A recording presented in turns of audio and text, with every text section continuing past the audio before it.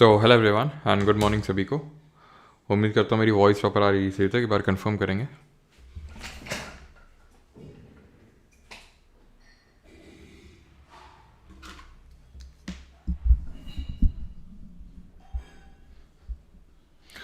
Audible हैं तो चलिए शुरू करते हैं। आज के इस लेक्चर हम लोग करने वाले हैं जो साइंस के क्वेश्चंस हैं, ठीक है। एसएससी जीडी में पूछे गए ऑल साइंस क्वेश्चंस, ठीक है। ऑल साइंस क्वेश्चंस यानी साइंस के सारे क्वेश्चन जो पूछे गए उनको करने वाले हम लोग, ठीक है। और वो भी हम करेंगे कैसे, सब्जेक्ट वाइज करेंगे, पहले बायो के, then chemistry and then physics, ठीक है। ऑलराइट, तो शुरू करते हैं।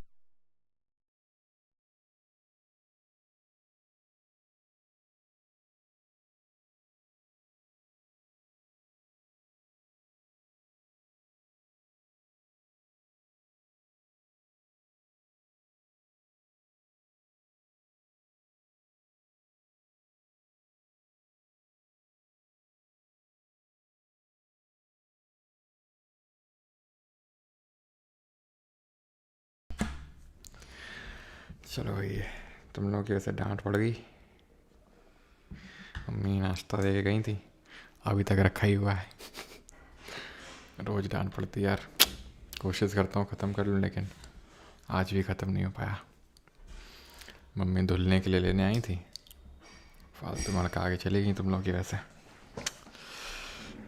बड़ा ही दुख दर्द है। चलो भाई, तो शुरू करते हैं, बायो से शुरू करते हैं।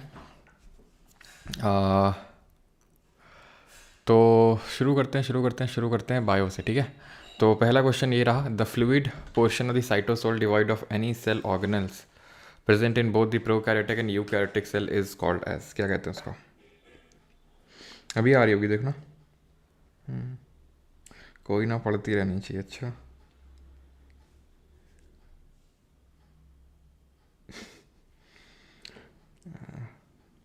सर हम जीतेंगे ना तो अपना फेस रिवील कर देना, इतना तो देशभक्ति हो। अच्छा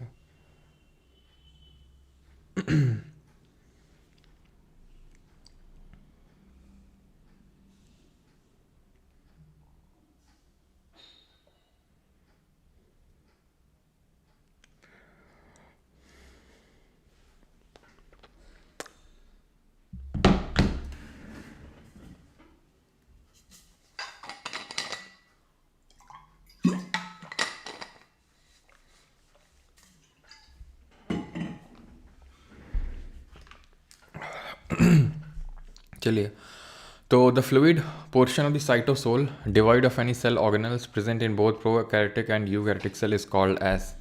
तो वैसे तो साइटोसोल अपने आप में ही फ्लूइड पार्ट होता है जिसमें कि सेल ऑर्गेनल्स नहीं होते हैं, लेकिन इसमें भी अगर हम फ्लूइड पोर्शन की बात करें तो उसको हम हाइलोप्लाज्म के नाम से जानते हैं, ऑप्शन नंबर ए।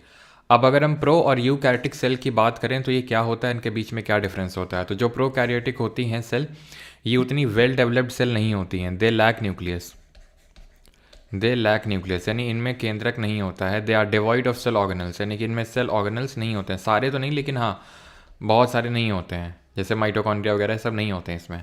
यूकैरियोटिक में न्यूक्लियस होता है यानी कि ट्रू न्यूक्लियस, ठीक है। कैरियोट का मतलब न्यूक्लियस होता है, यू का मतलब ट्रू। सेल ऑर्गेनल्स इसमें होते हैं। कौन सा ऐसा आपका पार्ट होता है, क्या चीज़ें ऐसी होती हैं जो प्रो और यूकैरियोटिक में कॉमन होती है, यानी ये प्रोकैरियोटिक में भी हमें देखने को मिलेंगी, बताइए जल्दी से, ठीक है। देन अगर बात करें लाइजोसोम क्या होता है, व्हाट इज़ लाइजोसोम। तो लाइजोसोम को हम जानते हैं किस नाम से, suicide bag of the cell. ये बनता कहाँ पर जरा बताएंगे, सुसाइड बैग ऑफ सेल बोलते हैं। ये वेस्ट डिस्पोजल में हेल्प करता है, ठीक है, वेस्ट डिस्पोजल में हेल्प करता है। एंड ये बनता है आपका कहाँ पर, ये बनता है गोल्गी अपैरेटस में। और इसका जो हाइड्रोलिटिक एंजाइम है, जो कि डाइजेस्टिव काइंड ऑफ एंजाइम है, वही वेस्ट डिस्पोजल का काम करता है। तो जो हाइड्रोलिटिक एंजाइम है ये कहाँ पर बनता है, ये बनता है रफ एंडोप्लाज्मिक रेटिकुलम में, RER, ठीक है। रफ एंडोप्लाज्मिक रेटिकुलम जो होता है किसके सिंथेसिस में, किसके फॉर्मेशन में इन्वॉल्व होता है, जरा बताएंगे। देन अगर बात करेंगे तो यहाँ पर मैंने क्या पूछा था, कॉमन क्या चीज़ें होती हैं। तो कॉमन होता है एक तो राइबोसोम दोनों में होता है, दोनों में ही आपको सेल मेम्ब्रेन देखने को मिलेगी, ठीक है। दोनों में ही आपको जो साइटोप्लाज्म है वो देखने को मिलेगा, जो कि जेली लाइक मैट्रिक्स होता है, सेल के अंदर भरा होता है, ठीक है, जो सेल ऑर्गेनल्स को सपोर्ट करता है। तो ये सारी चीज़ें होती हैं इसमें, ठीक है। सेल ऑर्गेनल्स क्या होते हैं? कोशिकांग बोलते हैं हिंदी में, और ये डिफरेंट एक्टिविटीज़ परफॉर्म करते हैं, जैसे लाइजोसोम हो गया, माइटोकॉन्ड्रिया हो गया, प्लास्टिड हो गया, ठीक है, गोल्गी एपरेटस हो गया, एंडोप्लाज्मिक रेटिकुलम हो गया। ये सब हमारे ऑर्गेनल्स हैं जो अलग अलग फंक्शन परफॉर्म करते हैं। जैसे रफ एंडोप्लाज्मिक रेटिकुलम की बात करेंगे तो ये प्रोटीन बनाता है, ठीक है। प्रोटीन कैसे बनाता है? बिकॉज यहाँ पर आपका प्रेजेंट होता है राइबोसोम, ठीक है। राइबोसोम प्रेजेंट होता है इसमें रफ एंडोप्लाज्मिक रेटिकुलम में। और राइबोसोम की डिस्कवरी किसने करी थी, जरा कमेंट में ये बताएंगे। Who discovered the ribosome? तो it was discovered by George E Palade, ठीक। Which species of green algae commonly known as the stonewort is often mistaken for a plant? सामान्यतः स्टोनवर्ट के नाम से जानी जाने वाली हरे शैवाल की कौन सी प्रजाति को प्रायः पौधा समझ लिया जाता है? चारा, केल्प, ग्रेसिलेरिया या फिर सरगैसम, ठीक है। इसको आई थिंक कुछ और ही प्रोनाउंस करता हूँ, लेकिन मैं चारा प्रोनाउंस करता हूँ, ठीक है। तो क्योंकि लालू जी को काफ़ी अच्छा लगता है ये वर्ड सुन के, तो चारा ही इसका सही आंसर होगा, जो कि एक तरह का क्या है, ग्रीन एल्गे है। केल्प की बात करेंगे तो ये ब्राउन एल्गे है, ये भूरा शैवाल है। सरगैसम भी ब्राउन एल्गे है। और ग्रेसिलेरिया की बात करेंगे तो it is a red algae, यानी कि ये लाल शैवाल है। और यहाँ पे ये चीज़ ध्यान रखना, जो एल्गे होते हैं ज़रा कमेंट करके बताएंगे किस फाइलम से बिलोंग करते हैं, इनकी स्टडी को क्या बोलते हैं। तो जो ग्रीन एल्गे होते हैं, ग्रीन होता है, ब्राउन होता है, रेड होता है, ठीक है। और एक और होता है वैसे ब्लू ग्रीन उसको बोलते हैं, ठीक है, ब्लू ग्रीन एल्गे। तो ग्रीन एल्गे को हम जानते हैं किस नाम से, जल्दी से बताइए। तो इसको हम जानते हैं क्लोरोफाइके, ठीक है, फिर क्लोरोफाइटा, ठीक है, क्लोरोफाइके। ब्राउन को जानते हैं फायोफाइके, रेड को जानते हैं रोडोफाइके, ब्लू ग्रीन ऐसे जिसका नाम नहीं है, बस एग्जाम्पल ध्यान रखना इसमें। जो साइनोबैक्टीरिया होते हैं, ठीक है, साइनोबैक्टीरिया वो इसका एक एग्जाम्पल होते हैं। रेड में जैसे ये आपने देखा ग्रेसिलेरिया, या फिर आपने अगर जली का अगर नाम सुना हो, अगर आपने अगर जली का नाम सुना हो तो अगर जली ये एक रेड एल्गे से ही बनती है। ब्राउन एल्गे की जब हम बात करते हैं तो ब्राउन में आते हैं आपके क्या, ब्राउन में आते हैं जैसे कि केल्प हो गया, ठीक है, सरगैसम हो गया, लैमिनेरिया हो गया, ठीक है। तो इनको खाने के लिए भी इस्तेमाल कर लिया जाता है। और इसमें तो अगर हम बात करें उल्वा, चारा, स्पाइरोगैरा, यूलोथ्रिक्स, ये सब आते हैं ग्रीन एल्गे में। एल्गे की स्टडी को बोलते हैं phycology. Is that clear? And बस आगे बढ़ते हैं। एक चीज़ बताओ, एल्गे मैंने आपको बताया था, एल्गे में होल्ड फास्ट क्या होता है? होल्ड फास्ट, हाँ जी, what is hold fast in algae? तो होल्ड फास्ट होता है जो kind of root like structure होता है, ठीक है, जो जिससे एल्गे पकड़ के रखते हैं जहाँ से भी वो बाइंडेड है, ठीक है, याद रहेगा इतना चीज़। Basal bodies and centrioles show nearly the same fine structure, which of the following statement sets them apart from each other? जो बेसल बॉडीज़ हैं और सेंट्रियोल्स लगभग एक जैसी सूक्ष्म संरचना को दर्शाते हैं, लेकिन में से कौन सा कथन उन्हें एक दूसरे से अलग करता है? सेंट्रियोल और बेसल बॉडीज़। तो बेसल बॉडी के बारे में हम पढ़ते हैं वहाँ पर, जब बैक्टीरिया के बारे में पढ़ते हैं तो कि बैक्टीरिया को जो लोकोमोशन प्रोवाइड करता है, तो ठीक है, जो बैक्टीरिया क्या बोलते हैं उसको, फ्लैगेलम, ठीक है, बैक्टीरियल फ्लैगेलम। तो वहाँ पर इसके बारे में पढ़ते हैं कि बैक्टीरियल फ्लैगेलम के 3 स्ट्रक्चर होते हैं। एक तो बेसल बॉडी होता है, बेसल बॉडी होता है, ठीक है। देन आपका हुक होता है जो कनेक्ट करता है बेसल बॉडी को फिलामेंट से, ठीक है। ये क्या हो जाएगा आपका, इस तरह से फिलामेंट, बस इस तरह से एक रफ डायग्राम बस याद कर लेना है, ठीक है। तो ये बैक्टीरियल फ्लैगेलम के पार्ट होते हैं। सेंट्रियोल की अगर बात करेंगे तो सेंट्रियोल जो होते हैं ये प्रेजेंट होते हैं किसमें, सेंट्रोसोम में, ठीक है। और इनका मेन वर्क क्या होता है, इनका मेन वर्क होता है आपका सेल डिवीजन में, ठीक है। मेन वर्क इनका होता है, centrioles are present in centrosome, और इनका जो मेन काम होता है दैट इज सेल डिवीजन करना, ठीक है। और सेंट्रियोल का वैसे मतलब सेंट्रोजोम का मेन काम होता है सेल डिवीजन करना, और जो सेंट्रियोल होता है उसका काम होता है क्या, टू ऑर्गेनाइज माइक्रोट्यूब्यूल्स, ठीक है, ऑर्गेनाइजिंग माइक्रोट्यूब्यूल्स। सिलिंड्रिकल स्ट्रक्चर होते हैं एंड 9+0 या फिर 9+2 के ओरिएंटेशन में आपके प्रेजेंट होते हैं, ठीक है। तो centrioles possess distal appendages but basal bodies do not carry such things. Centriole take part in protein synthesis. नहीं, प्रोटीन सिंथेसिस में सच टेक पार्ट नहीं करते हैं। Basal bodies are protein structures where no, ऐसा नहीं होता है कि ये प्रोटीन स्ट्रक्चर्स होते हैं। Centriole has membrane but basal bodies are non membranous. No, centriole में भी होता है आपका मेम्ब्रेन, तो आंसर होगा option number first, centrioles possess distal appendages, यानी कि दूर दूर होते हैं इसमें से, ठीक है, और basal bodies do not carry such things, तो ऑप्शन नंबर ए यहाँ पर सही आंसर होगा।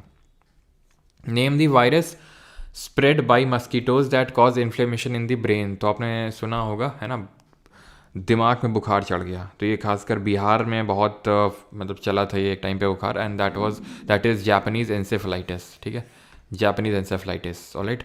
तो ये वायरस है, ठीक है, जो मस्कीटो के वजह से, ऐसे ही एक और वायरस होता है डेंगू वायरस, ठीक है, जो आपको बताना है कि किस पर्टिकुलर मस्कीटो की वजह से ये फैलता है, ठीक है, कौन सा मस्कीटो होता है। जैसे मलेरिया आपका वायरस तो नहीं, लेकिन मलेरिया आपका मेन होता है प्रोटोजोआ, ठीक है, और मलेरिया जो फैलाता है प्रोटोजोआ, वो कौन सा प्रोटोजोआ होता है बताओ।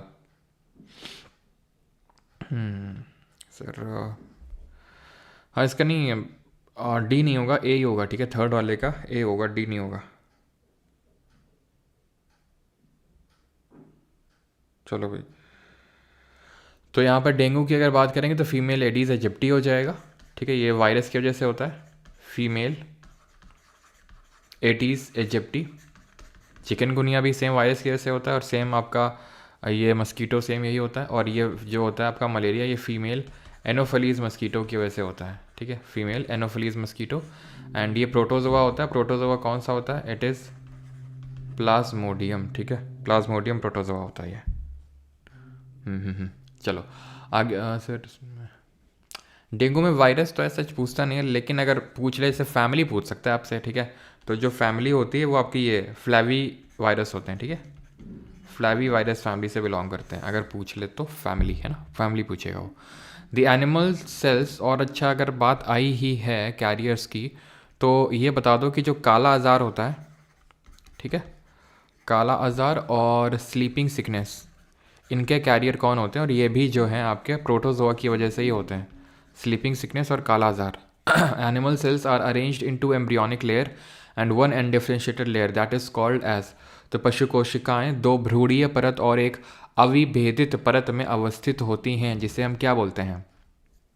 तो काला आज़ार जो होता है आपका सैंड फ्लाई की वजह से होता है, ठीक है, और ये होता है आपका सेसे फ्लाइज, ये होता है आपका ट्रिपैनोसोमा प्रोटोजोआ की वजह से, ट्रिपैनोसोमा, और ये होता है आपका लेशमैनिया की वजह से, ठीक है, लेशमैनिया की वजह से होता है ये। देन अगर बात करेंगे तो ये एम्ब्रियोनिक लेयर की जब हम बात करते हैं तो हमें पता है कि अंदर वाली लेयर को बोलते हैं एंडोडर्म, बाहर वाली लेयर को बोलते हैं एक्टोडर्म, और बीच वाली अगर डेवलप हो गई तो मीजोडर्म, और अगर नहीं डेवलप हुई तो मीजोग्लिया होता है वो, मीजोग्लिया, ठीक है। तो ये है डिप्लोब्लास्ट। डिप्लोब्लास्ट में आप देख सकते हैं एंडोडर्म में, एक्टोडर्म में, मीजोडर्म नहीं है, एंडोडर्म में, एक्टोडर्म में, ये जो आप देख रहे हैं ना, ये मीजोग्लिया होगा, ये मीजोग्लिया, और अगर डेवलप हो जाती तो मीजोडर्म, और उनको हम ट्रिप्लोब्लास्ट बोलते हैं। डिप्लोब्लास्ट और ट्रिप्लोब्लास्ट की मैंने आपको क्या ट्रिक बताई थी याद करने की, तो the animal cells are arranged in two embryonic layer and one undifferentiated layer, यानी प्रॉपर डेवलप नहीं हुई है, तो आंसर वुड बी मीजोग्लिया, ठीक है। और हमने इसके लिए ट्रिक याद करी थी पोकोसिटी करके। पोकोसिटी ये है कि पॉरीफेरा, पो से पॉरीफेरा, सी से सीलेंट्रेट, जिनको निडेरिया भी बोलते हैं, सीलेंट्रेट, और टी से टीनोफोरा, ये होते हैं आपके डिप्लोब्लास्टिक। बाकी इनको छोड़ के जितने भी हैं आपके फाइलम्स, वो सारे ट्रिप्लोब्लास्टिक की कैटेगरी में आते हैं। Select the correct option about typhoid fever in human beings, तो बताइए जल्दी से कौन सा सही है टाइफॉइड के बारे में। Option A, statement A, B, C पढ़िए। तो स्टेटमेंट ए है कि streptococcus pneumoniae is a pathogenic bacteria which causes typhoid. तो भाई स्टेप्टोकोकस निमोनिया से, स्टेप्टोकोकस एक तरह का मतलब बैक्टीरिया, तो बिल्कुल सही सीलेट। होली पर फैटमैन लिटिल बॉय गिफ्ट नहीं, होली पर तो नहीं, अभी मुश्किल है होली पर इतनी जल्दी। हाँ, तो डिफरेंट तरह के बैक्टीरिया होते हैं जिसमें कोकस शेप्ड होते हैं उनको, ठीक है, तो उसी में आते हैं स्टेप्टोकोकस। तो भाई निमोनिया से तो निमोनिया होगा, टाइफॉइड थोड़ी ना होगा। टाइफॉइड तो सैल्मोनेला टाइफाई से होगा, सैल्मोनेला टाइफाई से होता है ये बैक्टीरिया, ठीक है। तो पहला वाला तो स्टेटमेंट गलत होगा, आपको ऑप्शन एलिमिनेट कर देने। तो ये थोड़ा सा ध्यान रखा करिए कि मतलब इस तरह से अटेम्प्ट करने की कोशिश किया करिए कि अगर आपको पता है कि भाई ये स्टेटमेंट तो होगा ही नहीं होगा, तो मुझे पता है कि ठीक है, आप इससे अच्छा है कि आप सारे ऑफ स्टेटमेंट पढ़ो, पहले एलिमिनेट कर लो कि हाँ ये और ये तो नहीं होगा, इससे आसानी मिल जाती है। आसानी कैसे होती है? अब आसानी ये है कि भाई बी वाला तो सही होना ही होना है। अगर आपको नहीं पता है कि विडाल टेस्ट से टाइफॉइड को टेस्ट करते हैं तो भी आपका सही हो गया वो अपने आप। टाइफॉइड कॉसेज इंटेस्टाइनल परफोरेशन, बिल्कुल ठीक है। तो ऑप्शन नंबर क्या बोलते हैं, सी, बी एंड सी यहाँ पर सही आंसर हो जाएगा। अच्छा, एड्स के लिए कौन सा टेस्ट होता है? Which test is done for AIDS, for testing the AIDS वाला जो बीमारी होता है? Animals where the fertilization of eggs and the development of the baby up to the fetal stage takes place inside the mother's body are known as। तो mother की body के अंदर ही foetus develop होता है एंड डायरेक्टली ऑफस्प्रिंग का जन्म होता है, जैसे कि हम ह्यूमंस में भी होता है ना। तो उसको क्या बोलते हैं? तो एड्स के लिए होता है आपका एलिसा टेस्ट। एलिसा का फुल फॉर्म क्या होता है? एलिसा का फुल फॉर्म होता है एंजाइम लिंक्ड इम्यूनोसॉर्बेंट एसे, ठीक है, ये इसका फुल फॉर्म होता है। एक्वायर्ड इम्यूनो डिफिशियंसी सिंड्रोम, जो कि ह्यूमन इम्यूनो डिफिशियंसी वायरस की वजह से होता है। और एड्स डे हम कब सेलिब्रेट करते हैं? तो 1 दिसंबर को सेलिब्रेट होता है ये, ऑलराइट। तो अगर हम बात करेंगे तो ऐसे को बोलते हैं, ओवीपेरस वो होते हैं जो एग लेइंग होते हैं, डायरेक्ट ऑफस्प्रिंग को जन्म नहीं देते हैं, एग ले करते हैं और अपने अंदर पूरा फीटस को डेवलप नहीं करते हैं। फॉर एग्जांपल बर्ड की अगर हम बात करें तो ऐसे याद कर लेना, ओ अंडा टाइप लगता है तो एग लेइंग है ये, ठीक है। और आंसर होगा विविपेरस। वर्टिब्रेट और इनवर्टिब्रेट जो क्लासिफिकेशन है ये on the basis of egg नहीं होता है, ये ऑन द बेसिस होता है कि अगर हम वो क्या बोलते हैं जो स्पाइनल कॉर्ड में जो वर्टिब्रेट्स होते हैं उसके बेसिस पे, यानी कि हम बोल सकते हैं कि नोटोकॉर्ड के बेसिस पे होता है, ठीक है। जिनमें नोटोकॉर्ड है, वर्टिब्रेट्स नहीं है, तो वो आपके नोटोकॉर्ड इनमें नहीं है, यानी कि इसमें आपका एक तरह से रॉड लाइक स्ट्रक्चर नहीं होता। इनवर्टिब्रेट्स हैं वो जिनमें रॉड लाइक स्ट्रक्चर है, जिसको हम नोटोकॉर्ड बोलते हैं, जैसे ह्यूमंस में, तो वर्टिब्रेट्स उनको बोलते हैं, ठीक है। अगला है 8th, the combination of high levels of which type of fats with low HDL cholesterol, ठीक है, लो HDL जो हाई डेंसिटी होता है आपका कोलेस्ट्रॉल, और high LDL cholesterol levels can increase the risk of heart attack and stroke. तो किस चीज़ का? तो HDL हो गया आपका एंड LDL हो गया, एंड साथ ही साथ जो ट्राइग्लिसराइड्स होते हैं जो आपको ऑयल्स वगैरह में, और जो बार बार जो ऑयल को प्रोसेस किया जाता है तो उसमें जो ट्राइग्लिसराइड है वो बढ़ जाता है, जिसकी वजह से हार्ट अटैक एंड स्ट्रोक के चांसेस बढ़ जाते हैं। Which member of the phylum Porifera is the oldest metazoan group still existing on our planet?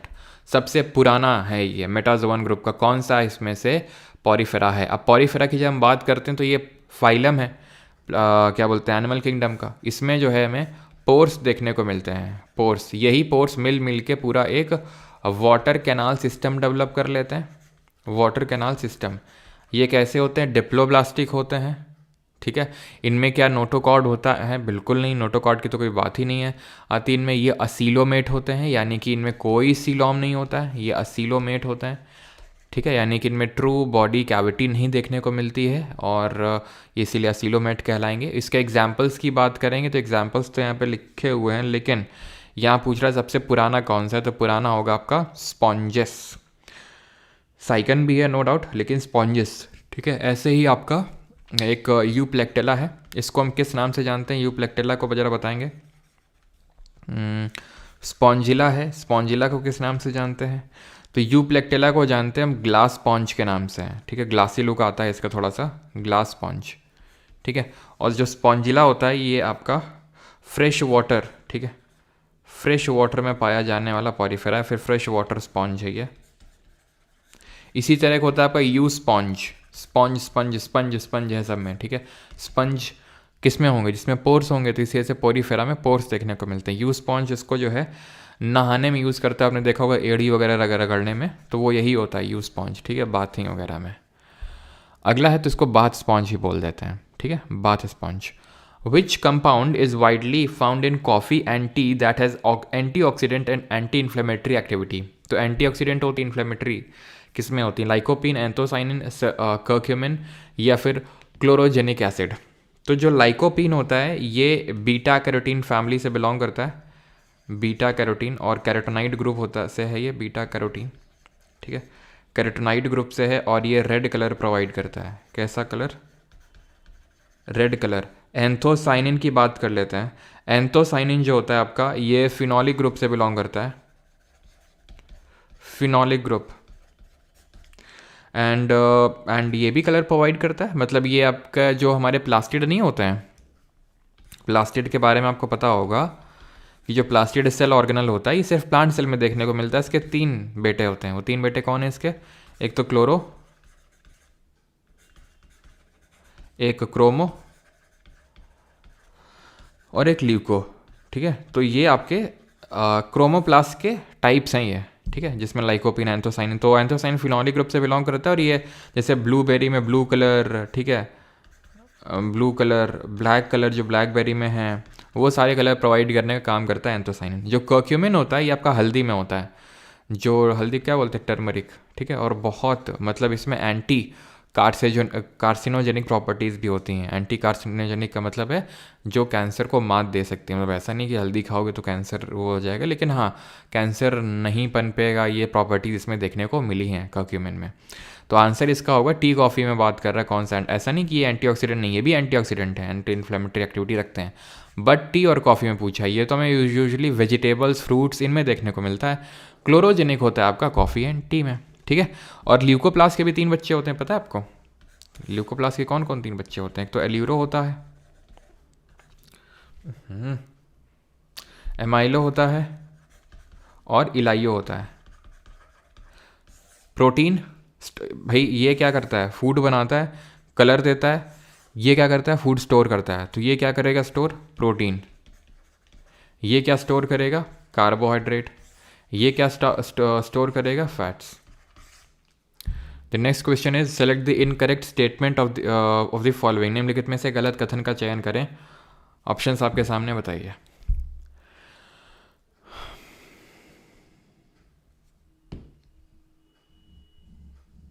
सबका सही है, ल्यूरो, इमाइलो, इलाइयो।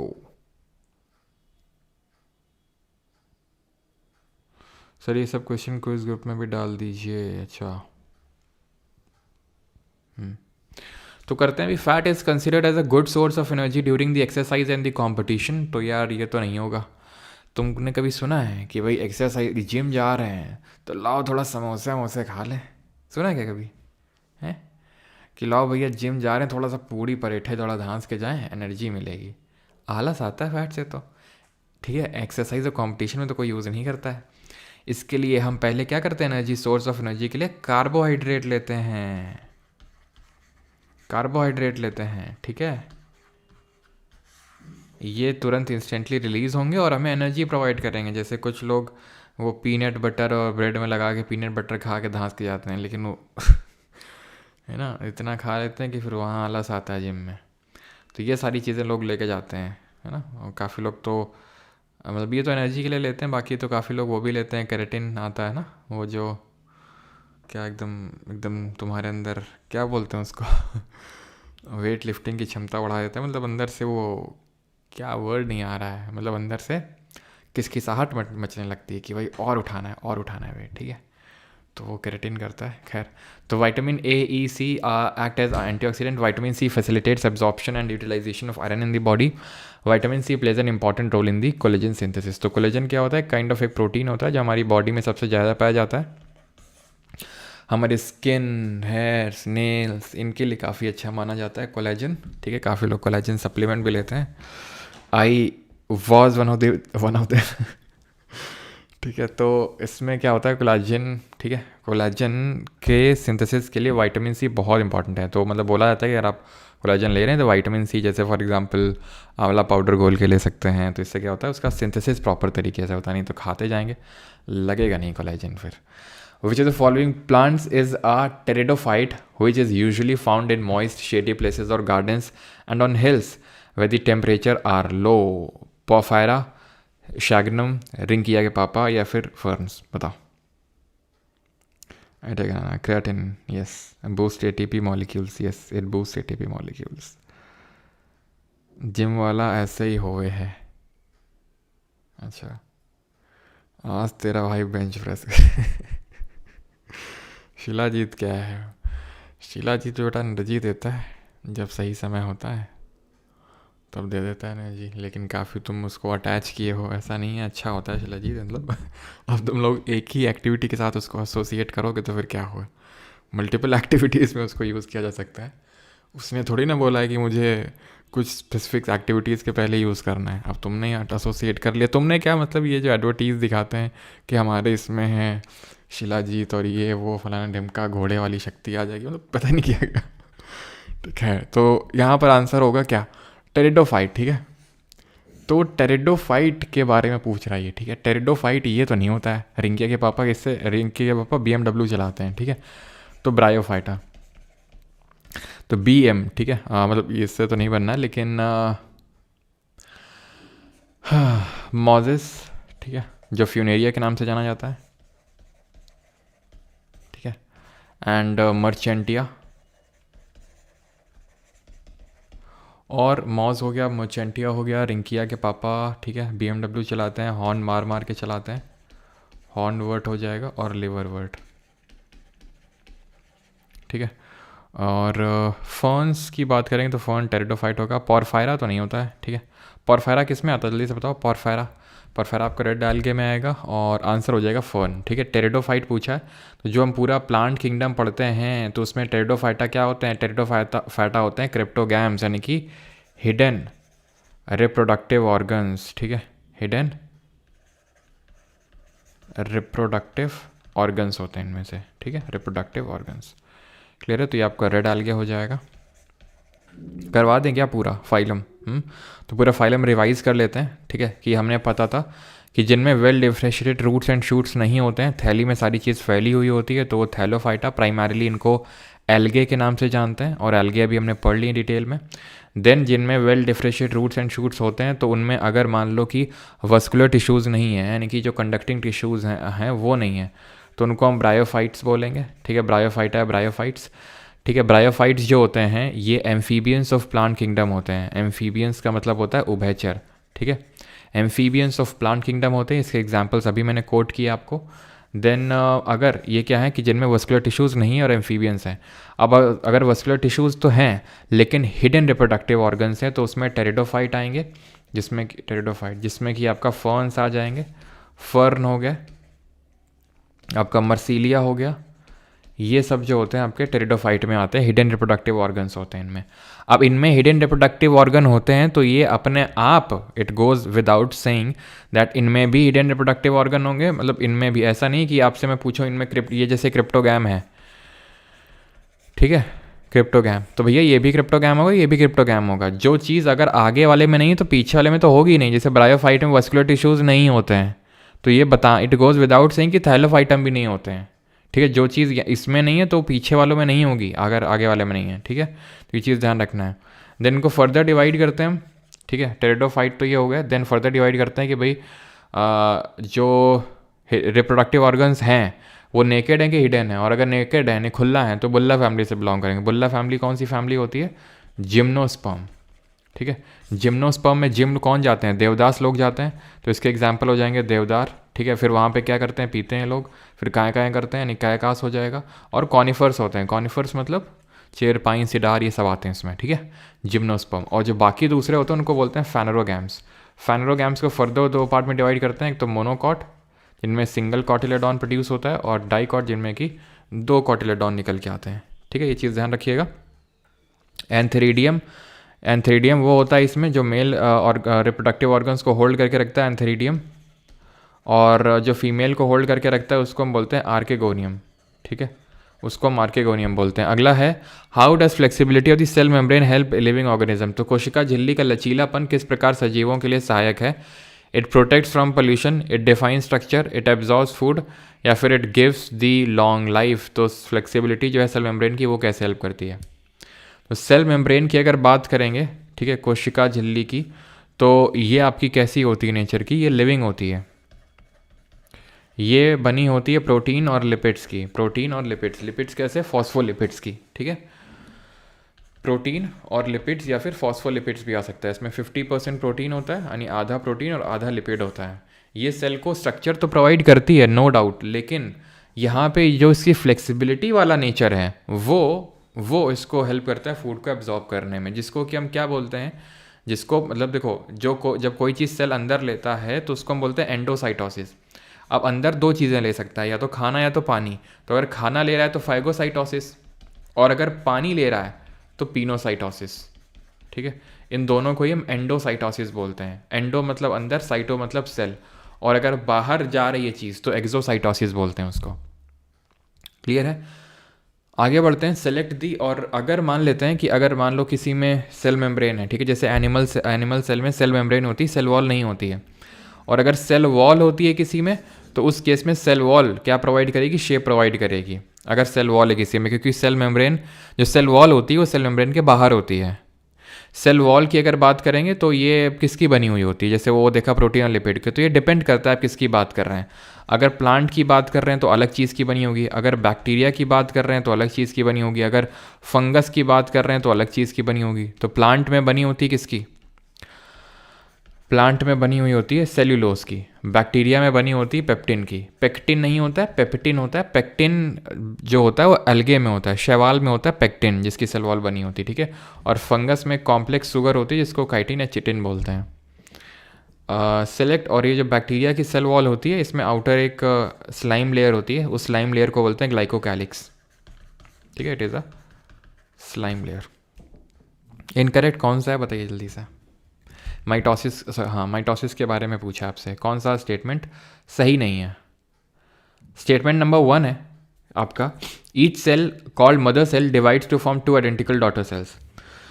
The daughter cells have half number of chromosome as mother cell. It helps in growth and repair of tissues in organism. Cell divide for growth. तो दो तरह का cell division होता है, एक माइटोसिस होता है और एक मायोसिस होता है, ठीक है। दो तरह का सेल डिवीजन होता है, एक होता है आपका माइटोसिस और दूसरा होता है मायोसिस। माइटोसिस जो सेल डिवीजन होता है इसमें मेन फंक्शन होता है व्हाट? इसमें मेन फंक्शन होता है सेल का ग्रोथ, ठीक है। ये होता है आपका सोमैटिक सेल्स में, ये होता है सोमैटिक सेल्स में, ये होता है रिप्रोडक्टिव सेल्स में, जो रिप्रोडक्शन में इन्वॉल्व है रिप्रोडक्टिव सेल्स में, ठीक है। ये सेल ग्रोथ के लिए, और ये मेन क्या करता है? ये रिप्रोडक्टिव सेल में हो रहा है, तो भाई रिप्रोडक्शन में हेल्प करता है ये, ठीक है। इसमें जो आपकी माइटोसिस में एक जो पेरेंट सेल होती है वो 2 डॉटर सेल्स को बनाती है। यहाँ एक पेरेंट सेल 4 डॉटर सेल्स को बनाएगा। यहाँ पर आपका डाइप्लॉइड सेट ऑफ क्रोमोसोम बनेगा, यहाँ हैप्लॉइड बनता है, यहाँ पर हैप्लॉइड बनता है। Each cell called mother cell divides to form 2 identical daughter cells. Yes, एक 2 में होता है माइटोसिस में। The daughter cell have half the number of chromosome. नहीं, ये मायोसिस में होता है, माइटोसिस में नहीं होता है, ठीक है। अभी मैंने आपको बताया मायोसिस में होता है हैप्लॉइड, जो set of chromosome, haploid number of chromosome देखने को मिलते हैं। यहाँ पर कंप्लीट एक सेट ऑफ क्रोमोसोम जाता है from parent to the daughter chromosome, ठीक है, जो सेल की क्रोमोसोम है उसमें। तो यहाँ पर आपका जो हाफ वाला है ना, ये मायोसिस में होता है, यहाँ पूरा सेट जाता है। अगला है the physiological state which decreases the appetite and indicates the feeling of fullness.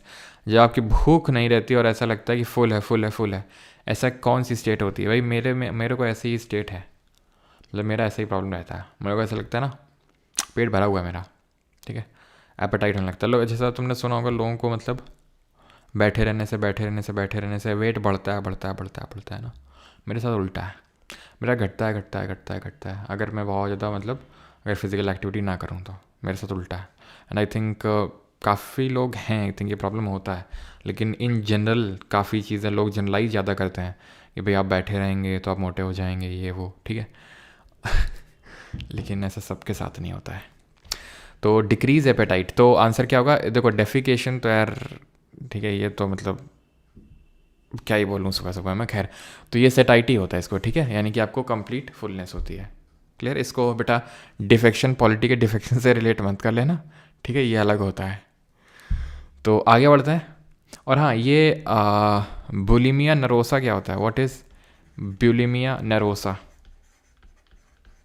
What is this? Large deposits of iron in the liver leads to a condition called as anemia, osteomalacia, hemocytosis या फिर क्वाशार्कर। हाँ,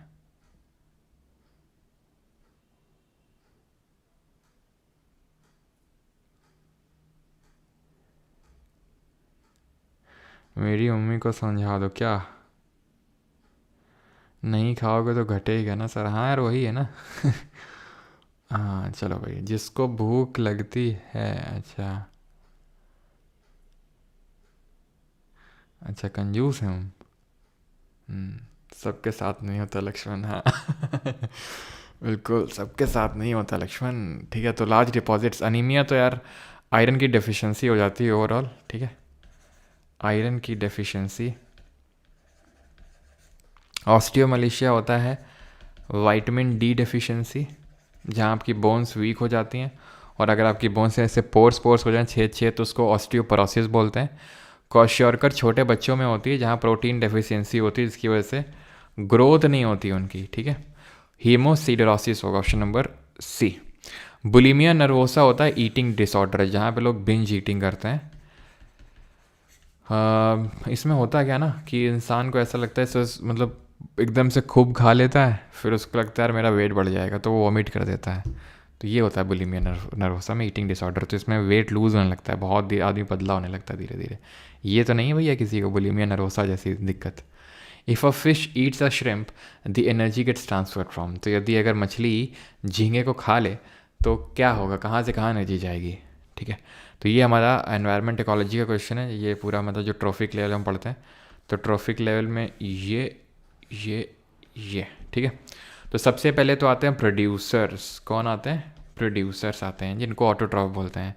then यहाँ आते हैं primary consumer, जो producers को खाते हैं, जैसे घास है प्रोड्यूसर, तो घास को खाने वाला प्राइमरी कंज्यूमर, इसको खाने वाला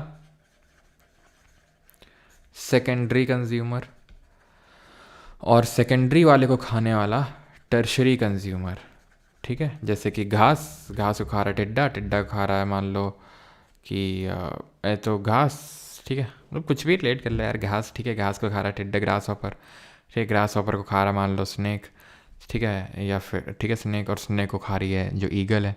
तो ये हमारा पूरा फूड चेन बन जाता है। तो इस तरह से ही चलता है, ट्रॉफिक लेवल बोलते हैं। ट्रॉफिक लेवल में कितना एनर्जी का ट्रांसफ़र होता है, कितना एनर्जी का ट्रांसफ़र होता है? तो होता ये है कि जैसे जो श्रिम्प है, जो झींगा है, वो किस पे फीड कर रहा है? वो फीड कर रहा है ऑटोट्रॉफ में, जो पानी का जो भी देखो हमारे डिफरेंट तरह के यार वो होते हैं। कुछ एक तो होता है मतलब टेरेस्ट्रियल इकोसिस्टम, ज़मीन वाला जहाँ घास वास लगती है। एक होता है एक्वेटिक इकोसिस्टम, यानी कि पानी वाला इकोसिस्टम, ठीक है। तो जो पानी वाला इकोसिस्टम है उसमें जो ऑटोट्रॉफ है उस पर फीड करता है श्रिम्प यानी झींगा, ठीक है।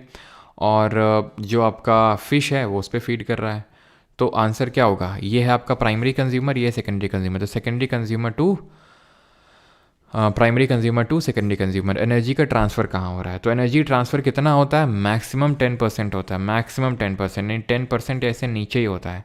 इसको दिया किसने था? Pyramid of energy, pyramid of energy दिया था रेमंड लिंडेमैन, ठीक है, रेमंड लिंडेमैन ने दिया था। ये चीज़ आपको ध्यान रखनी है, पिरामिड ऑफ एनर्जी। अगर मैं पूछ लो पिरामिड ऑफ नंबर किसने दिया था, तो पिरामिड ऑफ नंबर किसने दिया था? पिरामिड ऑफ नंबर, तो पिरामिड ऑफ नंबर दिया था चार्ल्स एल्टन ने, चार्ल्स एल्टन ने दिया था पिरामिड ऑफ नंबर। तो ये चीज़ ध्यान रखेंगे। आप में से काफ़ी लोग हैं जो मुझे वीडियो भेजते रहते हैं जहाँ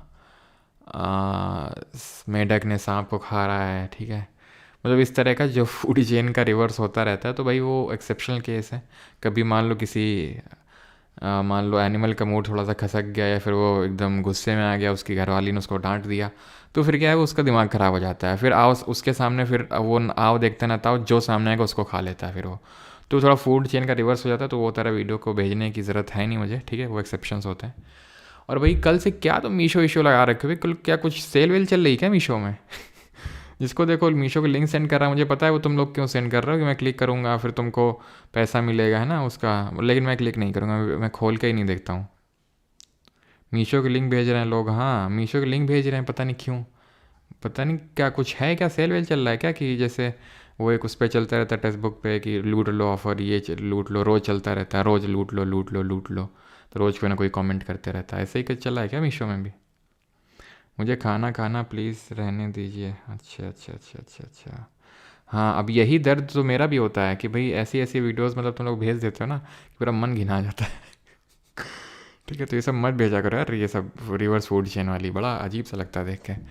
ठीक है, तो या तो फिर वार्निंग दे दिया करो कि जो है ये विचलित कर सकती हैं आपको जो पिक्चर्स हैं। खैर, तो नेम ऑफ डिजीज़ और अफेक्टेड ऑर्गन्स, तो टीबी की अगर बात करें तो टीबी ट्यूबरकुलोसिस, हाँ जी, तो ये आपका अफेक्ट करता है किसको? लंग्स को, रेस्पिरेटरी ट्रैक्ट को अफेक्ट करेगा, है ना। ब्रोंकाइटिस का ही एक बड़ा भाई है ये अपना, ठीक है, TB which stands for tuberculosis bronchitis. Hepatitis liver को अफेक्ट करता है।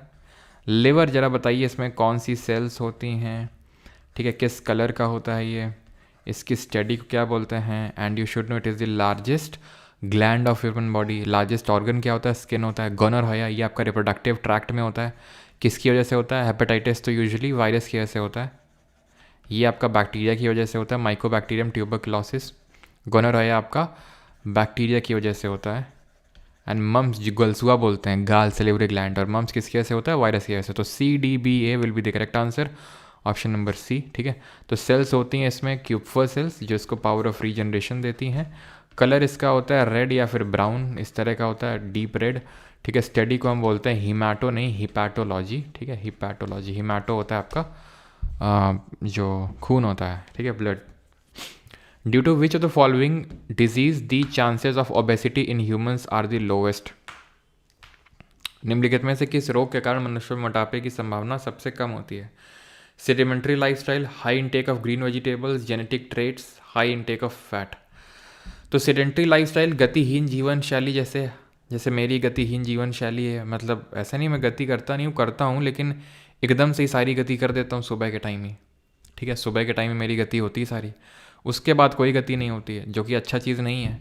बोला जाता है कि अगर आप 10,000 स्टेप, आपने सुना होगा, चलना चाहिए, तो 10,000 अगर आपकी सेडेंट्री लाइफ स्टाइल जैसे आप पढ़ रहे हो या फिर मैं पढ़ा रहा हूँ, लेकिन वो 10,000 स्टेप एक साथ नहीं होने चाहिए। हो जाएंगे तो कोई बुरी बात नहीं है, लेकिन अगर वो ऐसा ब्रेक रहेंगे कि भाई 10,000 में आप ऐसा ब्रेक कर लेंगे 3 पार्ट ऑफ द डे या फिर 4 टाइम्स, तो वो ज़्यादा बेनिफिट करेगा रादर दैन कि आप इकट्ठा कर लोगे, जैसे मेरे साथ में इकट्ठा कर लेता हूँ सुबह, उसके बाद तो पूरा बैठे बैठे बैठे फिर मेरा क्या ना वेट लूज़ होने लगता है फिर, ठीक है। तो इस वजह से होता है क्या ना, डाइजेशन सिस्टम जो है प्रॉपरली वर्क नहीं करता है, ठीक है। कुछ लोगों के साथ उल्टा होता है, बैठे रहेंगे तो और धक्का पेल भूख लगती है, ये खा रहे हैं, चिप्स खा रहे हैं, ये खा रहे हैं, वो पता नहीं कैसे खा लेते हैं लोग, ठीक है। High intake of green vegetables, वही हरी सब्जी खाओगे तो इससे ओबेसिटी थोड़ी ना होगी। जेनेटिक ट्रेट्स, अब जेनेटिक ट्रेट अगर आपके फादर मदर में कोई मान लो मोटे हैं, ठीक है, तो मतलब जैसे मैं कितनी भी कोशिश कर लूँ नहीं होता भाई मेरे से कि मैं मोटा हूँ, क्योंकि है ही नहीं कोई, मतलब ना तो मम्मी पापा ना दादी दादा, कोई है ही नहीं, मतलब दूर दूर तक हमारे घर में कोई, तो ये होता ही नहीं कि भाई मैं मोटा हो जाऊँ, ज़्यादा खा भी लूँ, तो हाँ थोड़ा बहुत वेल मेंटेन हो जाएगा, लेकिन मोटा तो होता ही नहीं, ठीक है। तुम लोगों को लगता होगा ओहो सर वो कर रहे हैं, शो ऑफ नहीं कर रहे हैं भाई, ये प्रॉब्लम है। मोटे होना चाहते हैं हम। हाई इनटेक ऑफ फैट, वो होता है आई थिंक सबका, है ना। पतले लोगों को लगता है कि भाई, मतलब इतना भी मैं पतला नहीं हूँ, लेकिन हाँ पतले लोगों को लगता है कि मोटा हो, ठीक है, मोटे लोगों को होता है पतले हो, सबके अपने अपने हैं, दूसरे को देख के, है ना, लगता है। खैर, तो high intake of fat, obvious सी बात है, फैट ज़्यादा इंटेक करोगे तो ओबेस तो हो गई आप, ठीक है, ज़्यादा फैट जाएगा तो। Now, below are few statements about vaccination. Select the correct statement. In vaccination, a preparation of antigenic proteins of pathogens or inactivated weakened pathogens are introduced into the body. The vaccine generate a memory B and T cells that recognize the pathogens quickly. जल्दी से वो recognize कर लेते हैं। जल्दी से बताओ, जल्दी जल्दी बताओ भाई।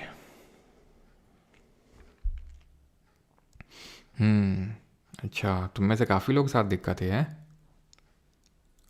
चलो भाई, तो अगला क्वेश्चन का सही आंसर क्या होगा? अगला सही आंसर होगा यहाँ पर सी ऑप्शन, ठीक है, दोनों ही सही यहाँ पे, ठीक है, दोनों ही ऑप्शंस आपके यहाँ पे सही हैं। अगला question, which of the following is not correctly matched? Non veg biryani खाया करो, अच्छा वो बिरयानी होती है वो। हम्म, सर आए हमारे यहाँ देसी घी का लिट्टी चोखा खिलाएंगे आपको, मोटा कर देंगे। अच्छा हाँ मतलब बहुत मोटा आपने को खोना है, ठीक है। शादी लो, गति आ जाएगी सर। अच्छा गति, अच्छा शादी कर लो सर बहुत गति आ जाएगी। अच्छा अच्छा, किस तरह की गति की बात कर रहे हैं आप? नॉट करेक्टली मैच्ड, तो सही कौन सा मैच नहीं है? Nuclear storage of genetic information, ribosome protein synthesis, lysosome suicidal bags, और माइटोकॉन्ड्रियल लिपिड मेटाबॉलिज्म। तो आपको ये पता है कि न्यूक्लियस जो होता है उसमें जेनेटिक इन्फॉर्मेशन स्टोर्ड होती है, नो डाउट, ठीक है। क्यों? क्योंकि न्यूक्लियस के अंदर होता है आपका क्रोमोजोम, और क्रोमोजोम के अंदर होता है डीएनए, ठीक है। क्रोमोजोम किससे बना होता है? डीएनए और प्रोटीन से। प्रोटीन कौन सा होता है इसमें जिससे बना होता है? बताओ जल्दी से, एच से नाम शुरू होता है। तो इसी में ही होता है, जो फंक्शनल यूनिट ऑफ डीएनए होता है उसको जीन बोलते हैं, है ना। उसमें जेनेटिक इन्फॉर्मेशन कंटेंट होती है, तो ये हिस्टोन होता है ना। राइबोसोम प्रोटीन बनाते हैं, देखा था, ये भी सही होता है। माइटोकॉन्ड्रिया की अगर बात करेंगे तो पूछा क्या, नॉट करेक्टली मैच्ड, ओके। तो ठीक है, option number D, lipid metabolism involve नहीं होता ये, ठीक है। तो ध्यान रखना है, जैसे कि राइबोसोम आपका बनाता है राइबोसोम प्रोटीन सिंथेसिस, जो कि रफ एंडोप्लाज्मिक रेटिकुलम में होता है, जो स्मूथ एंडोप्लाज्मिक रेटिकुलम होता है, ठीक है। स्मूथ एंडोप्लाज्मिक रेटिकुलम ये फैट्स और लिपिड्स का सिंथेसिस करता है, ठीक है, फैट्स एंड लिपिड्स। माइटोकॉन्ड्रिया तो आपको पता है power house of the cell होता है। माइटोकॉन्ड्रिया के बारे में कुछ इंपॉर्टेंट चीज़ें जो आपको पता होना चाहिए, जल्दी से बताइए जो जो आपको याद आ रहा हो।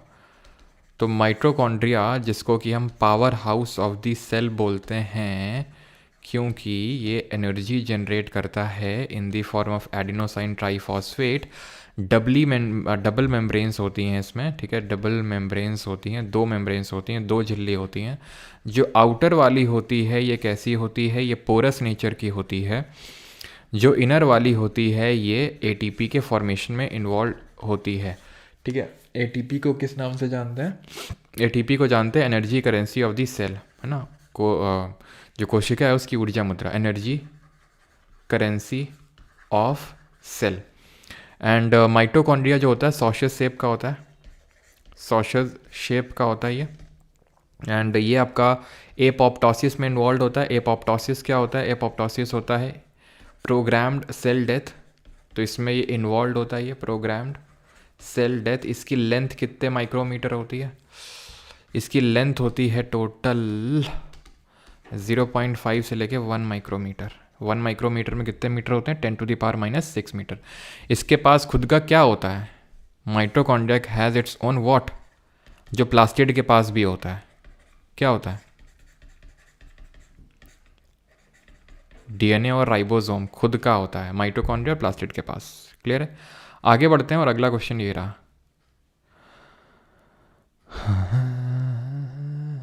How warm water from Peru to Australia brings rainfall. तो भैया उसमें वो होती हैं ट्रेड विंड्स इन्वॉल्व।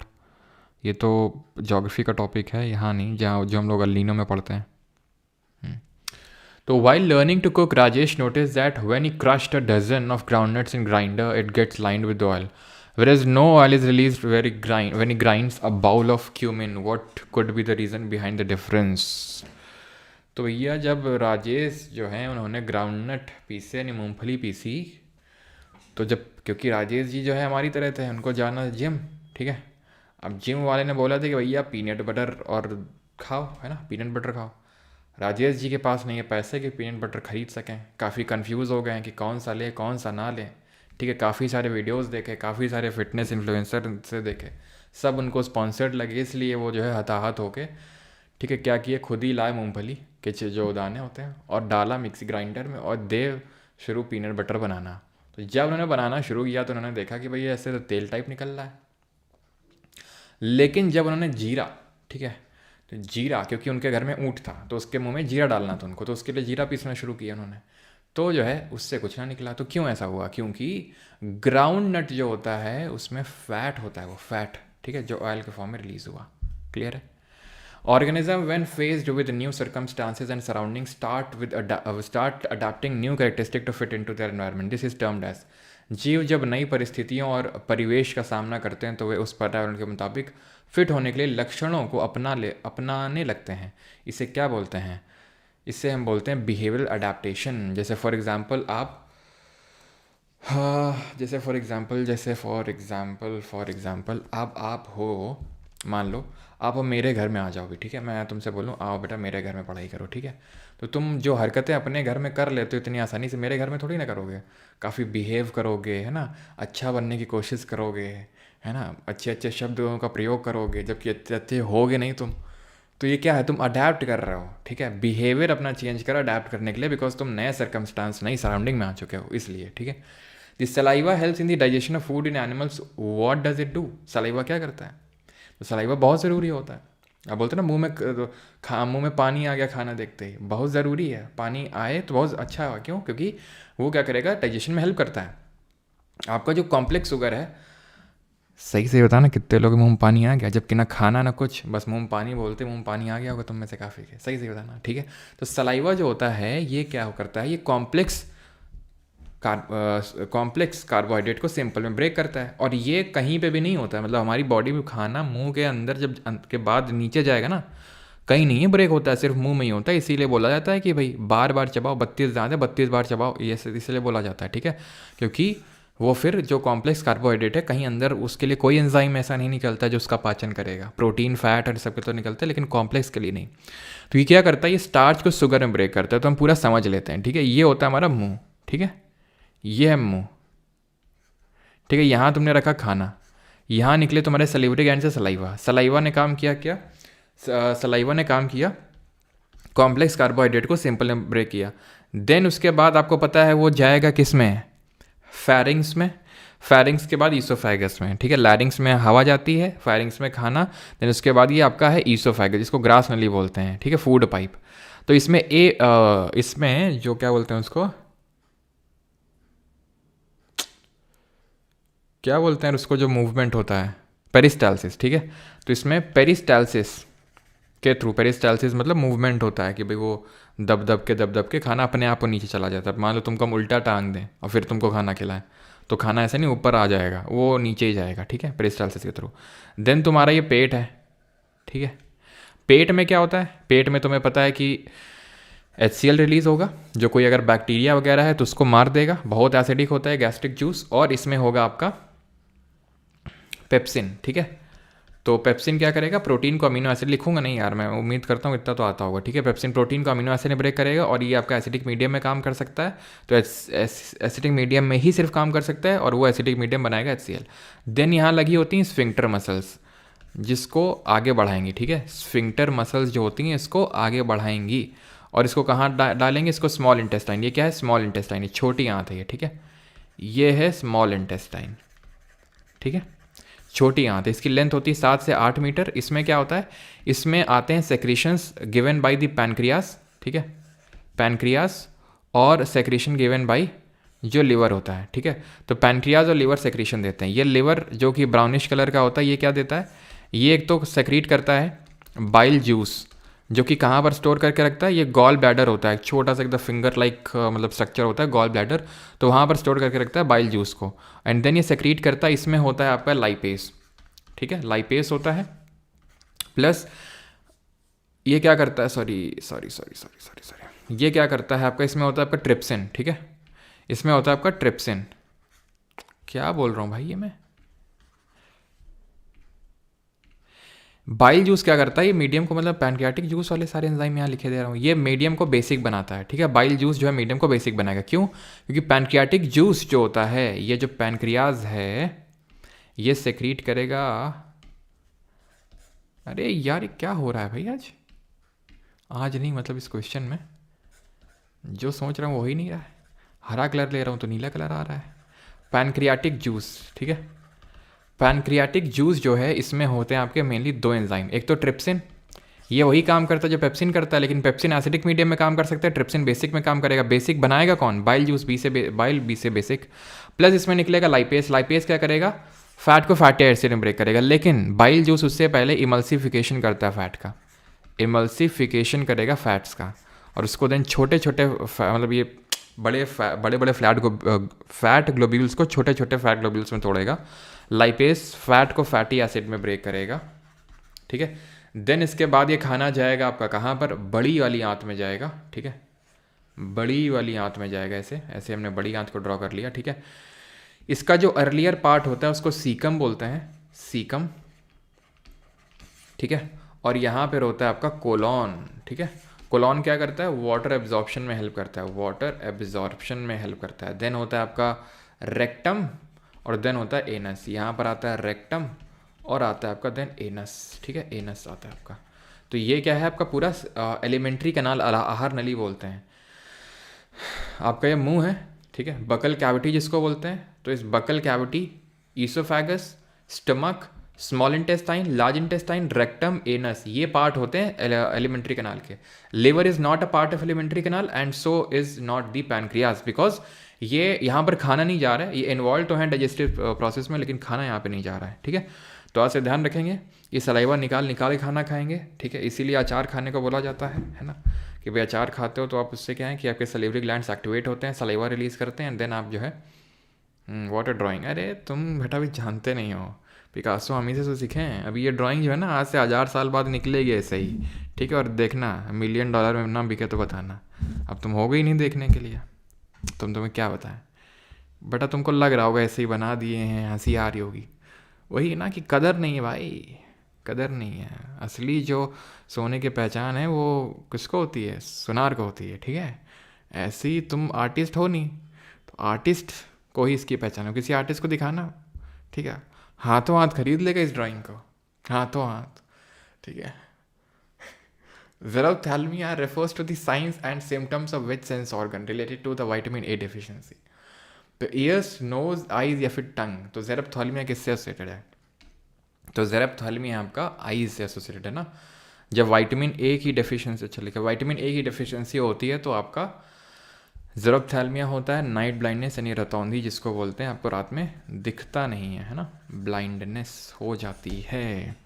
तो विटामिन ए से तो हमने देख लिया, विटामिन ए का केमिकल नेम क्या होता है, तो इसका नाम होता है रेटिनॉल, रातिनॉल, रात में नहीं दिखता है। विटामिन बी के कितने कॉम्प्लेक्स होते हैं, 8 होते हैं। B1 होता है, B2 होता है, ठीक है, मतलब राइबोफ्लेविन, थायमीन, ठीक है, sorry thiamine, B1, then riboflavin, then niacin, pantothenic acid, folic acid किसको बोलते हैं, जल्दी से बताओ। Which vitamin B complex is also known as folic acid.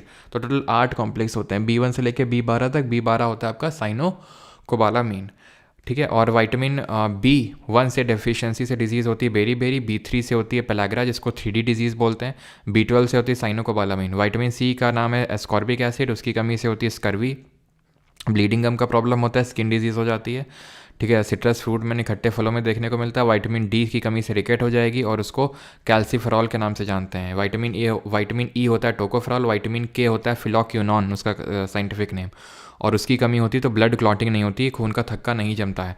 Folic acid होता है आपका B9 या फिर उसी को B11 के नाम से भी जानते हैं, ठीक है। Which of the following plant can be made to climb walls using special support. निम्नलिखित में से किस पौधे को विशेष सहारे का उपयोग करके दीवारों पर चढ़ाया जा सकता है, sunflower plant, lemon plant, rose plant या फिर पंपकिन क्या है, पंपकिन यो, ठीक है। तो पंपकिन प्लांट होगा क्या, ठीक है, कद्दू का, इसको चढ़ा सकते हैं ऊपर सपोर्ट से। आगे बढ़ें, अब आ जाते हैं केमिस्ट्री पे। Dubnium, an artificially produced radioactive transuranium element with atomic number 105 is present in which group of the periodic table. तो किस में ये प्रेजेंट है डबनियम, एटॉमिक नंबर 105। अच्छा बताओ, एटॉमिक नंबर 103, 104, 106, 107, ये कौन कौन से एलिमेंट होते हैं, जल्दी से बताओ। तो ये पूछ रहा है कि ये किस ग्रुप से बिलोंग करता है, तो ग्रुप नंबर होगा आपका 5, ठीक है, 7 नहीं होगा, ठीक है, ग्रुप नंबर 5 होगा उसमें, ऑप्शन नंबर 103 लॉरेंस बिश्नोई, 104 होगा आपका रदरफोर्डियम,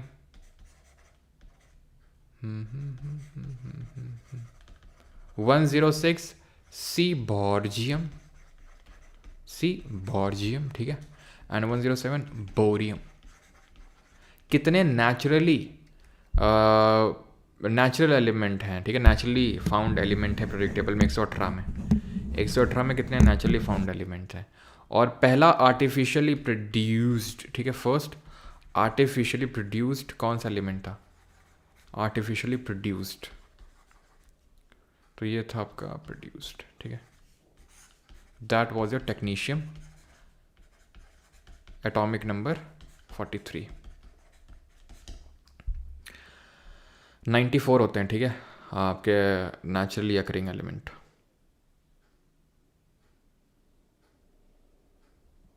फुटपाथ मत निकलेगा, अच्छा अच्छा अच्छा अच्छा। The temperature at which an oil starts to burn leading to burn flavour in the foods produced being prepared is called. तो वह तापमान जिस पर तेल जलने लगता है जिससे इसमें तैयार किए जा रहे खाद्य पदार्थों में घुले स्वाद का आभास होता है, तो क्या होता है, that is the smoke point, है ना। जब बहुत ज़्यादा तुम तेल गर्म करोगे तो वो धुआं से उठने लगता है, ठीक है, और फिर गंद मारने लगता है वो। The ratio of mass by volume percentage to volume by volume percentage of a given solution gives, तो क्या देता है, तो भाई mass by volume percentage, volume by volume percentage, तो ये देता है आपका density of solution. Density is what, mass upon volume. अच्छा बताओ ऐसे रैंडम, किस प्लैनेट की डेंसिटी सबसे कम होती है, किसकी सबसे ज़्यादा होती है। In 1828 Friedrich Wohler published a paper describing the formation of urea by combining which acid and ammonium in vitro। तो फ्रेडरिक वोलर ने किसको कंबाइन पब्लिश, ठीक है, तो कौन सा एसिड था, that was your cyanic acid, option number A answer होगा। और यूरिया का फॉर्मूला क्या होता है, NH2CONH2, ठीक है, क्लियर। आगे बढ़ते हैं और अगला है which element was isolated by Marie Curie in 1898 by extracting the uranium,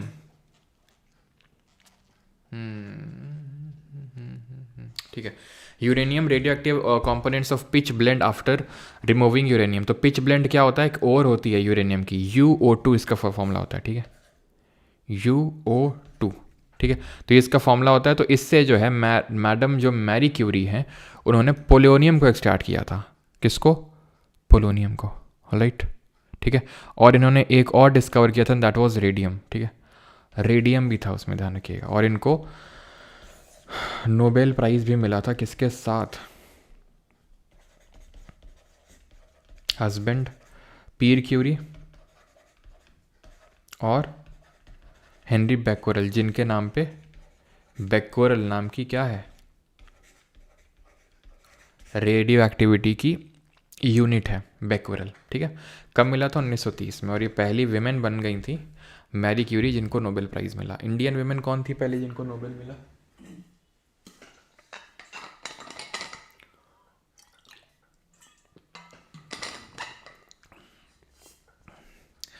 A pyranometer is a dash measuring instrument commonly used for climate research और monitoring weather performance। तो पायरोनोमीटर जो होता है ये बहुत बड़े टेम्परेचर को मेजर करने के लिए यूज़ किया जाता है। तो सोलर इरेडियंस आंसर होगा, option number A. Which is the following can be separated from a mixture by the process of centrifugation but not by the process of filtration. Filtration से अलग नहीं कर सकते लेकिन सेंट्रीफ्यूगेशन से कर सकते हैं। एग्जाम्पल,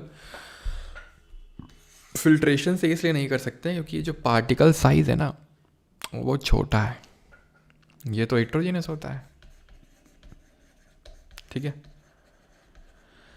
तो इसको तो नहीं कर सकते हो, मतलब इसको तो कर सकते हो, इसको तो कर सकते हो फिल्ट्रेशन से ना, पार्टिकल साइज बड़ा होता है तो इसको तो किया जा सकता है, ठीक है। सस्पेंशन क्या होता है, हेट्रोजेनस सोल्यूशन। सोल्यूशन क्या होता है, होमोजेनस मिक्सचर। हेट्रोजेनस मिक्सचर को सस्पेंशन बोलते हैं और होमोजेनस सजातीय को बोलते हैं, ये विजातीय सजातीय को बोलते हैं सोल्यूशन।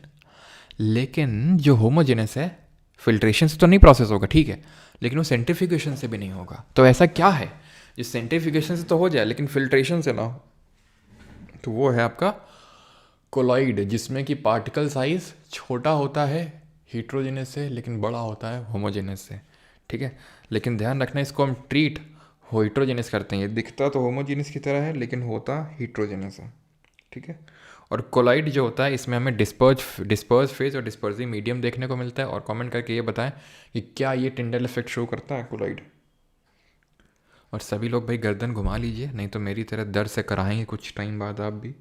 तो वो ना हो इसलिए गर्दन घुमाओ कार्यक्रम कर लें, ठीक है। आपको लग सकता है अभी कि ये सब की नीड क्या है, ऐसा मुझे भी लगता था, ठीक है। जब दर्द होगा ना, जब तब पता चलेगा बेटा, तो इसलिए घुमा लो थोड़ा, दाएं बाएं ऊपर नीचे, और एक डीप ब्रीथ के साथ आइज़ को ब्लिंक करके फिर स्टार्ट करते हैं। तो at room temperature and pressure kinetic energy of the particles are minimum in the case of. तो रूम टेम्परेचर और प्रेशर पर काइनेटिक एनर्जी किस में मिनिमम होगी, कम होगी, क्यों? देखो भाई, तो हमारे 3 स्टेट ऑफ मैटर होते हैं primarily, solid, liquid and gas. तो सॉलिड में क्या होता है, सॉलिड में बहुत ही पास पास पास पास पास पास पार्टिकल्स होते हैं, तो इसमें जो इंटरमॉलिकुलर फोर्सेस ऑफ अट्रैक्शन है वो बहुत होता है as compare to liquid, and gas में तो सबसे दूर होता है, ठीक है, गैस में बहुत दूर होता है। तो क्योंकि इंटरमॉलिकुलर फोर्सेस ऑफ अट्रैक्शन इतना ज़्यादा, तो दूर दूर भाग नहीं पाएंगे, तो काइनेटिक एनर्जी सबसे कम, काइनेटिक एनर्जी इसमें सबसे ज़्यादा होगी।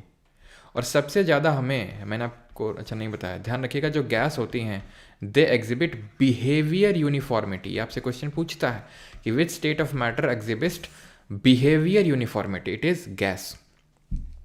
तो आंसर क्या होगा, सबसे कम किस में होगा, आयरन में, ठीक है। आयरन में काइनेटिक एनर्जी होगी क्योंकि इसमें ये सॉलिड है, क्लोजली पैक्ड होंगे आपके particles. Which chemical is used for whitening of cloth in cloth industries. तो कैल्शियम ऑक्सीक्लोराइड को यूज़ करते हैं, sodium hydrogen carbonate, calcium chloride या फिर सोडियम कार्बोनेट। तो सोडियम हाइड्रोजन के जो कार्बोनेट होता है NaHCO3, ये कुछ और नहीं होता है बल्कि हमारा बेकिंग सोडा होता है, ठीक है, baking soda.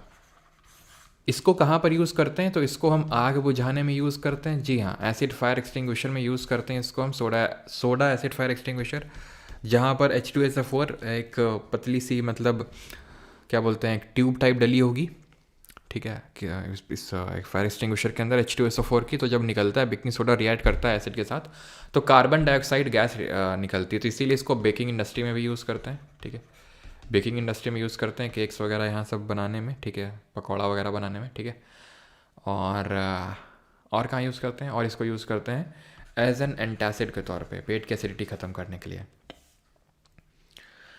Sodium carbonate Na2CO3, अगर इसमें हम 10 वाटर ऑफ क्रिस्टलाइजेशन लगा दें तो ये क्या हो जाता है, वॉशिंग पाउडर, निरमा, यानी वॉशिंग सोडा हो जाता है। इसको कहाँ पर यूज़ करते हैं वॉशिंग सोडा को, तो इसको यूज़ करते हैं हम to remove permanent hardness of water, to remove permanent hardness of water, plus इसको ग्लास इंडस्ट्री में यूज़ कर लेते हैं, ठीक है, ये चीज़ ध्यान रखेंगे।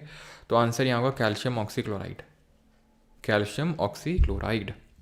इन which functional group is the carbonyl carbon, जो कार्बनिल कार्बन है attach to the hydrogen atom as well as to the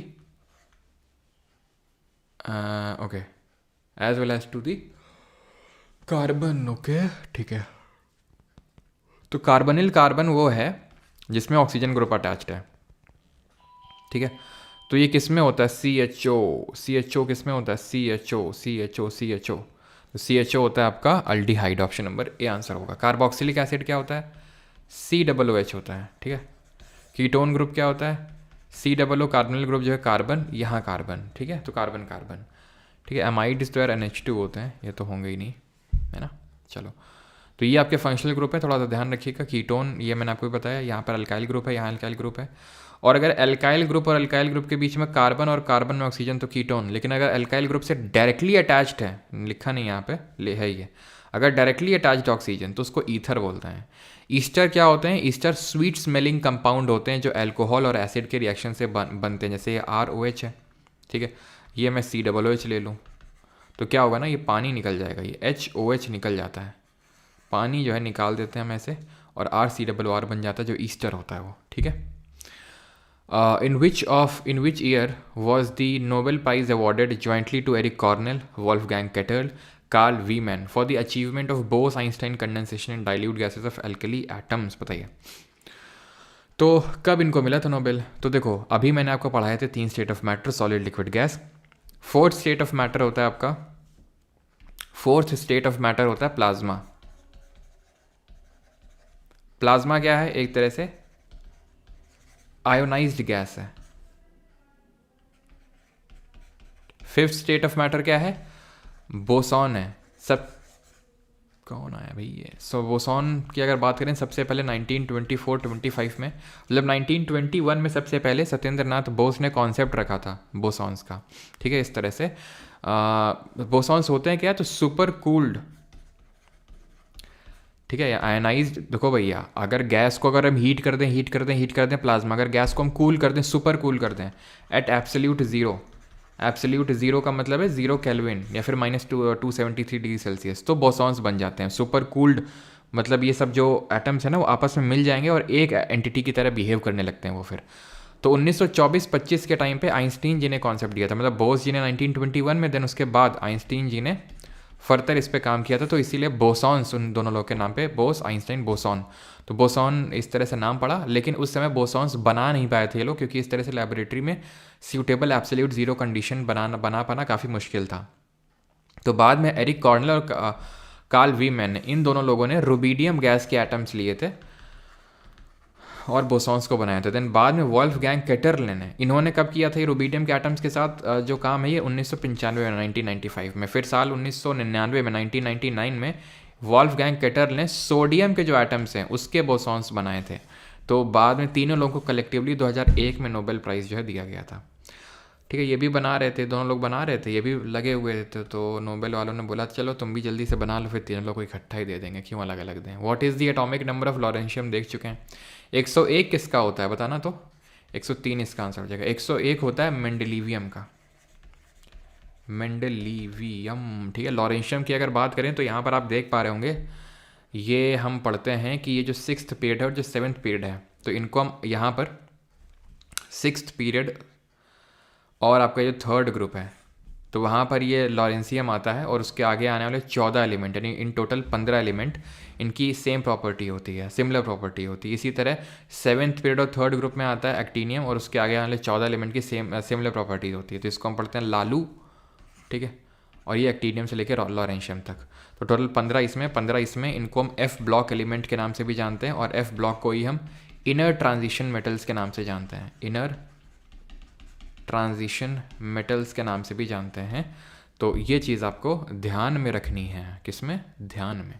the bacteria conducting an oxygenic photosynthesis use which of the following compounds as an electron donor.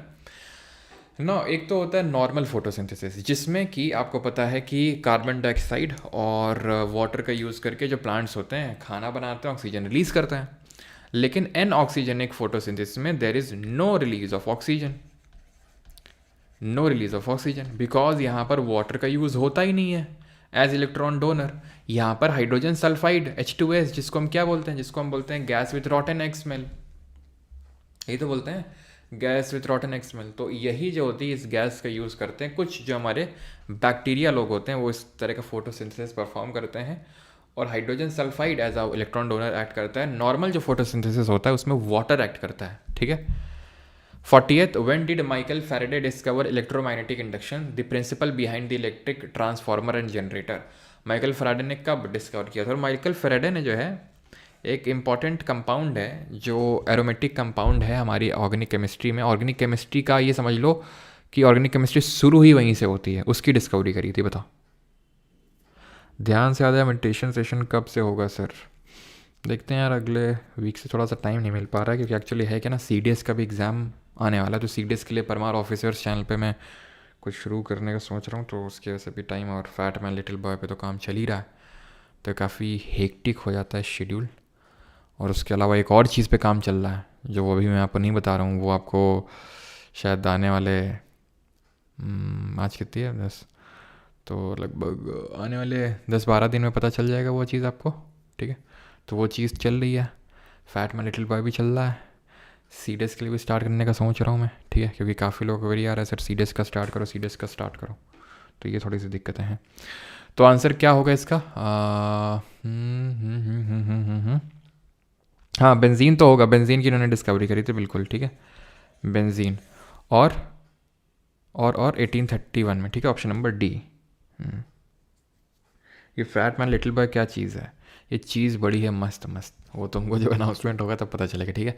Which functional group is polar containing N unsymmetrical distribution of charge between oxygen and hydrogen atoms. तो ether होता है, alcohol होता है, carboxylic acid या फिर Easter, unsymmetrical distribution of charge between oxygen and hydrogen atom. तो ये होता है आपका अल्कोहल, ठीक है, OH ग्रुप होता है ना। ईथर क्या होता है, ROR। कार्बोक्सिलिक एसिड COOH, ये क्या होता है, COOR। अगला है 42, the constant number of water molecules present in one formula of a single unit of salt is known as fixed water, unmovable water, crystallize aqua या फिर वाटर ऑफ क्रिस्टलाइजेशन। कितने लोग हैं यहाँ पे सीडेस वाले, कोई है सीडेस वाला?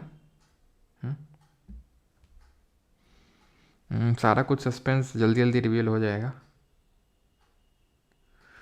सर आपको टीम बड़ा करना चाहिए और मुझे उस टीम में ऐड करना चाहिए शर्मा जी। अच्छा बताओ क्या वैल्यू एड ऑन करोगे तुम हमारी टीम में आके, बताओ जल्दी से, फिर तुम्हें हायर करते हैं अभी। भाई जिसका भी अगर कभी मन हुआ करे ना कि भाई ऐसा नहीं, मतलब कुछ ठीक है कि अगर मन हुआ करे कि भाई टीम ज्वाइन करनी है काइंड ऑफ अभी या फिर बाद में, तो ऑलवेज ओपन, ठीक है। आपके लिए हमेशा दरवाजे खुले हुए हैं, लेकिन ऐसे नहीं कि आइए बस, है ना, ऐसा नहीं। मतलब कोई सिग्निफिकेंट आप वैल्यू ऐड कर सकते हैं पूरा इस प्रोसेस में कि भाई सर हम जैसे कि अब जो भी टीम में इन्वॉल्व हैं, ठीक है, तो वो क्या है कि काफ़ी इंथुसियास्टिक रहते हैं, ठीक है, कि भाई ये हम कर सकते हैं स्टूडेंट के लिए, ये कर सकते हैं। तो वो चीज़ होनी चाहिए, ऐसे नहीं कि बस चल रहा है चलने दो सर, क्या फ़र्क पड़ता है। The constant number of water, तो इसको वाटर ऑफ क्रिस्टलाइजेशन बोलते हैं। तो जैसे आपने देखा होगा, अभी हमने देखा धोने वाला सोडा, मतलब वॉशिंग सोडा, तो Na2CO3.10H2O, तो 10 वाटर ऑफ क्रिस्टलाइजेशन थे। ऐसे ब्लू विट्रियोल होता है। चैट GPT चला लेता हूँ मैं। अच्छा क्या बात कर रहे हो, आइए कानपुर आ रहे हैं आप भाई, ठीक है। कानपुर आ रहे हैं आप अभी, चैट GPT चला लेते हैं। देखिए ब्लू वाइट और ग्रीन कैसे कर लेते हैं आप, ये क्यों कैसे चला लेते हैं चैट GPT आप। तो ब्लू विट्रियोल होता है कॉपर सल्फेट .5H2O, सीरियस कर दे रहे हैं। ओके सर मैं ऑटोमेशन इंजीनियर हूँ, तो मैं ऐप का मेंटेनेंस देख। अच्छा ZnSO4.7H2O और ग्रीन होगा आपका FeSO4.7H2O, ठीक है। तो अगर किसी का भी मन हुआ करे ज्वाइन वाइन ऐसा करने का, तो एडिट कर दूंगा सर। किसको एडिट करोगे भाई, रोहित शर्मा 43rd। तो क्वेरी parmar@gmail.com है ना। अबाउट सेक्शन में जाओगे चैनल के तो वहाँ पड़ी हुई है, तो वहाँ पर, हाँ तो वहाँ पर जो है आप अपना सब कुछ, ऐसा नहीं hi sir I want to work sir, ऐसे लोगों को तो बिल्कुल नहीं लेता है, ठीक है। Hi sir I want to work sir, ठीक है, थोड़ा सा बताइए फिर बातचीत करेंगे इस तरह से। सर पैर हाथ दबा देंगे आपका, गर्दन घूमने घुमाने का। क्या बात कर रहे हैं यार, बस कर पगले, रुलाएगा क्या। यही तो चाहिए यार, मेरी कोई मसाज कर सके, कोई मसाज करने वाला यार नहीं मिल रहा है, पीठ में एकदम अकड़ जाती है रात तक। तो विल ब्रॉडस्नेल, तो इन्होंने क्या डिस्कवर किया था, law of refraction. Law of refraction क्या बोलता है, लॉ ऑफ रिफ्रैक्शन दो होते हैं। पहला तो होता है कि द इंसिडेंट लाइट या फिर the incident ray, refracted ray and normal, ठीक है, and normal all lie in same plane, all lie in same plane, तीनों एक ही प्लेन पे लाई करते हैं, पहला लॉ। दूसरा लॉ क्या बोलता है, sine of angle of incidence upon sine of angle of refraction is a constant. उस कांस्टेंट को हम बोलते हैं रिफ्रैक्टिव इंडेक्स या फिर अपवर्तनांक। Refractive index, refractive index air का कितना होता है, वाटर का कितना होता है, ग्लास का कितना होता है, ज़रा बताएंगे तो एयर का होता है 1, वाटर का होता है 1.33, ग्लास का तुम बता दो। और ये चीज़ ध्यान रखना, ये जो sine I upon sine R है ना, अगर कभी इस तरह से पूछ ले, किस तरह से, जैसे कि एक लाइट है वो एक मीडियम, ट्रांसपेरेंट मीडियम से दूसरे ट्रांसपेरेंट मीडियम में जाती है, तो वो बेंड हो जाती है, यही रिफ्रैक्शन होता है। तो दोनों मीडियम का रिफ्रैक्टिव इंडेक्स अलग होता है, ध्यान रखना। ऐसे लिखते हैं, दूसरे वाले का जहाँ पर वो जाके रिफ्रैक्ट हो रही है उसका रिफ्रैक्टिव इंडेक्स अपॉन जहाँ जिस मीडियम से जा रही है उसका रिफ्रैक्टिव इंडेक्स नीचे होता है, ठीक है। तो ये चीज़ आपको ध्यान रखना है। और जब हमारी जो लाइट है वो रेयरर से डेंसर मीडियम में जाती है, कहाँ से कहाँ, हाँ सबसे ज़्यादा होता है डायमंड का 2.4, बिल्कुल सही है। इसका कितना होता है 1.5 होता है, डायमंड का सबसे ज़्यादा होता है कितना 2.4, 2.4। दिल्ली में स्पा है तो वहाँ चले जाया करिए, पूरी थकान दूर। अच्छा तो बेटा हम दिल्ली में नहीं रहते ना, तो रेयर से डेंसर मीडियम में अगर जाएंगे तो आपकी जो लाइट है it bends towards the normal, ठीक है, बेंड्स टूवर्ड्स द नॉर्मल। और डेंसर से जब हम रेयरर में जाएंगे तो bends away from the normal, bends away from normal, ठीक है, तो ये ध्यान रखेंगे। अगला है who produced methane in 1856 by bringing carbon disulfide vapors in contact with red hot copper and hydrogen sulfide। तो ये कौन थे? जॉन डॉल्टन थे, हेनिंग ब्रांड थे, एंटनी लावॉइजर थे, फिर बर्तलॉट थे। तो देखो भाई, जॉन डॉल्टन ने तो 1808 में 1808 में क्या दिया था? एटॉमिक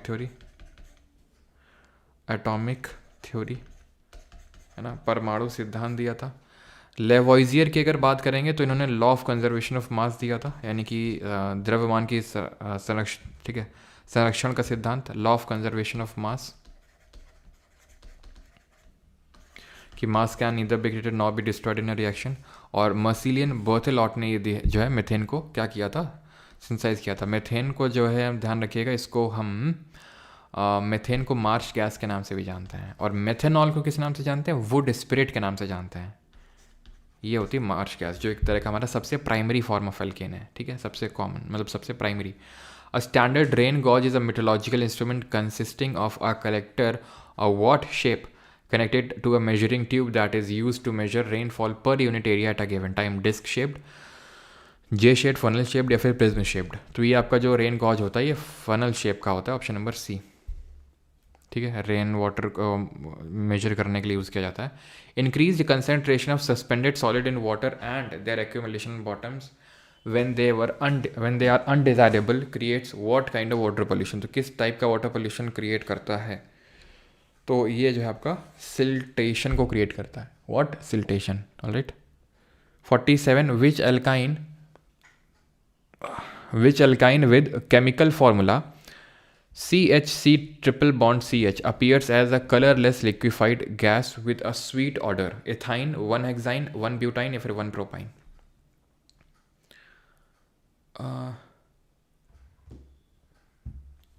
ये सही लिखा है कि नहीं लिखा है, ये थोड़ा सा दिक्कत है। अगर, क्योंकि है क्या ना, ये ऐसा होगा, कैसा होगा? इसका तो वैलेंसी फुलफिल हो गया 4, इसका भी फुलफिल है 4, इसके पास होना चाहिए कितना? एक तो, ठीक है, एक तो बॉन्ड है, 3 हाइड्रोजन होनी चाहिए इसके पास। तो ये फॉर्मूला ये होना चाहिए, जो आई थिंक गलत लिखा है। नॉट पता नहीं मुझे कि कैसा क्वेश्चन पूछा था, लेकिन अगर ये मान लेते हैं ये था, तो इसको बोलते हैं क्या? प्रोपाइन बोलेंगे इसको, ठीक है, प्रोपाइन।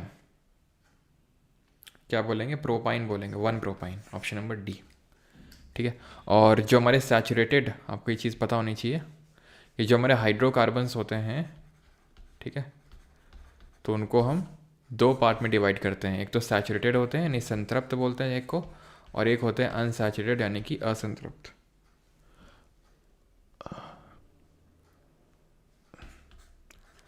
अनसैचुरेटेड होते हैं, ठीक है। तो जो सैचुरेटेड होते हैं इसमें आते हैं आपके एल्केन, ठीक है, सैचुरेटेड में आते हैं आपके एल्केन, CN, एक सेकेंड रुको,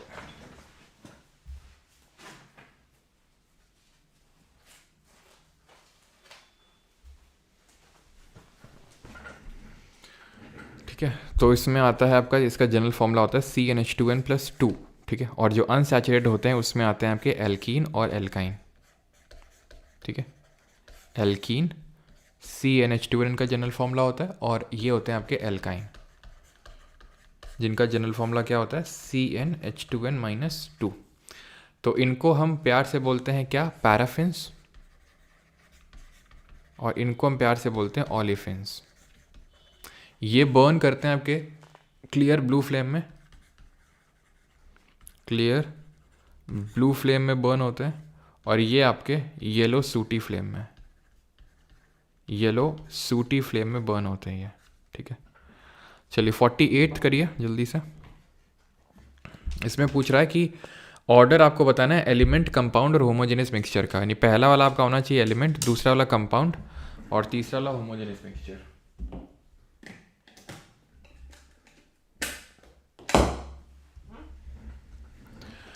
तो एलिमेंट होगा आपका सॉल्ट, तो एलिमेंट नहीं है बिकॉज इसमें सोडियम भी है और क्लोरीन भी है, तो ये एलिमेंट एक एलिमेंट तो नहीं है, ठीक है। एक एटम से, एक तरह के एटम से जो बनता है उसको एलिमेंट बोलते हैं, ठीक है। मरकरी एलिमेंट है, iron is also an element, ये कंपाउंड नहीं है तो इस वजह से गलत हो जाएगा। मरकरी एलिमेंट है, salt is a compound and milk is not a homogeneous mixture, ये कोलॉइड होता है और कोलॉइड को हम हीट्रोजेनियस मिक्सचर कंसिडर करते हैं। Iron is an element, methane is a compound, sea water is a mixture, ठीक है, होमोजेनियस मिक्सचर। आपको पता है कि जो मैटर प्योर करके जो हम चैप्टर पढ़ते हैं, तो इस मैटर प्योर में हम पढ़ते हैं कि भाई मैटर जो होता है जो प्योर या तो हो सकता है, ठीक है, या फिर वो इम्प्योर, इम्प्योर को हम मिक्सचर बोल देते हैं। तो प्योर होता है दो तरह का, एलिमेंट हो सकता है वो जो एक ही तरह के एटम से बना हो, जैसे आयरन, मरकरी, सोडियम, कुछ भी बोल दो एक ही तरह के। लेकिन कंपाउंड होता है जो दो तरह के आपके दो तरह के एटम से बना होता है, जैसे NaCl है, सोडियम क्लोराइड, ठीक है। मिक्सचर क्या होता है? मिक्सचर वो होता है जो डिफरेंट तरह के आपको मॉलिक्यूल्स देखने को मिले। जैसे फॉर एग्जांपल अगर मैं बोल दूँ पानी, वाटर, तो वाटर क्या कोई मिक्सचर होगा? नहीं, उसमें तो H2O के मॉलिक्यूल है, वो कंपाउंड होगा वाटर, ठीक है। हाइड्रोजन, ऑक्सीजन उसके मॉलिक्यूल हैं बस, और किसी के तो नहीं है। लेकिन अब मैं बोल दूँ कि मैं मिक्स कर दूं, जैसे पानी में मैंने डाल दिया चीनी, मैंने डाल दिया नमक, तो मिक्सचर बन जाएगा। अब मिक्सचर भी दो तरह के होते हैं जो अभी हमने पीछे डिस्कस किए थे, वैसे तो तीन तरह के होते हैं, ठीक है। एक होमोजेनस और एक हीट्रोजेनस। होमोजेनस यानी सजाती है और हेट्रोजेनस मतलब विजाती है। इसमें पार्टिकल साइज बहुत छोटा होता है, लेस देन अ नैनोमीटर, तो इसके वजह से वो नेकेड आई से विजिबल नहीं होता है। ये स्टेबल नेचर का होता है, टिंडल इफेक्ट नहीं दिखाता है, और इसमें नेकेड आई से आप नहीं देख सकते हैं पार्टिकल को, ठीक है। हीट्रोजेनस, और इसको हम सोल्यूशन बोलते हैं। एग्जाम्पल जैसे कि हमारा tincture of iodine. Tincture of iodine is an antiseptic solution, जिसमें कि आयोडीन सोल्यूट होता है और हमारा एथेनॉल या फिर वाटर सॉल्वेंट होता है। हीट्रोजेनस में हम पार्टिकल्स को नेकेड आई से देख सकते हैं, पार्टिकल साइज बड़ा होता है इसमें, एंड टिंडल इफेक्ट ये दिखाता है, ये अनस्टेबल नेचर का होता है, ठीक है। एग्जाम्पल के तौर पे मतलब कुछ भी आप कंसिडर कर सकते हो, जैसे जिसमें कि जैसे पानी में आपने डाल दिया, पानी में आपने सैंड, बालू, ठीक है, तो वो हीट्रोजेनस मिक्सचर होगा। और तीसरा होता है कोलाइड, जो हमने देखा था, जो होमो और हीट्रो के बीच का होता है। Straight chain alkane composed of 4 carbon atom that is commonly used as a fuel and aerosol propellant. तो straight chain alkane composed of 4 carbon atom that is commonly used as fuel and aerosol propellant. तो 2 methyl butane straight chain तो नहीं है sir ये, ठीक है। CH3 C CH3 CH2 CH3, ये हुआ 2 मिथाइल ब्यूटेन, तो यही हुआ ना। तो 4 कार्बन, ना तो इसमें 4 कार्बन एटम है, तो 5 कार्बन एटम है टोटल, और ना तो स्ट्रेट है ये भाई, ये ब्रांच्ड है। आइसोब्यूटेन क्या होता है? आइसोब्यूटेन ये होता है, ये होता है isobutane. 2 methyl propane is also known as isobutane, ठीक। ब्यूटेन होगा आपका नॉर्मल ब्यूटेन, N ब्यूटेन, ठीक है, जो एकदम स्ट्रेट होगा। ये क्या है ब्यूटेन का? ये ब्यूटेन का आइसोमर है। ब्यूटेन के कितने आइसोमर होते हैं? 2।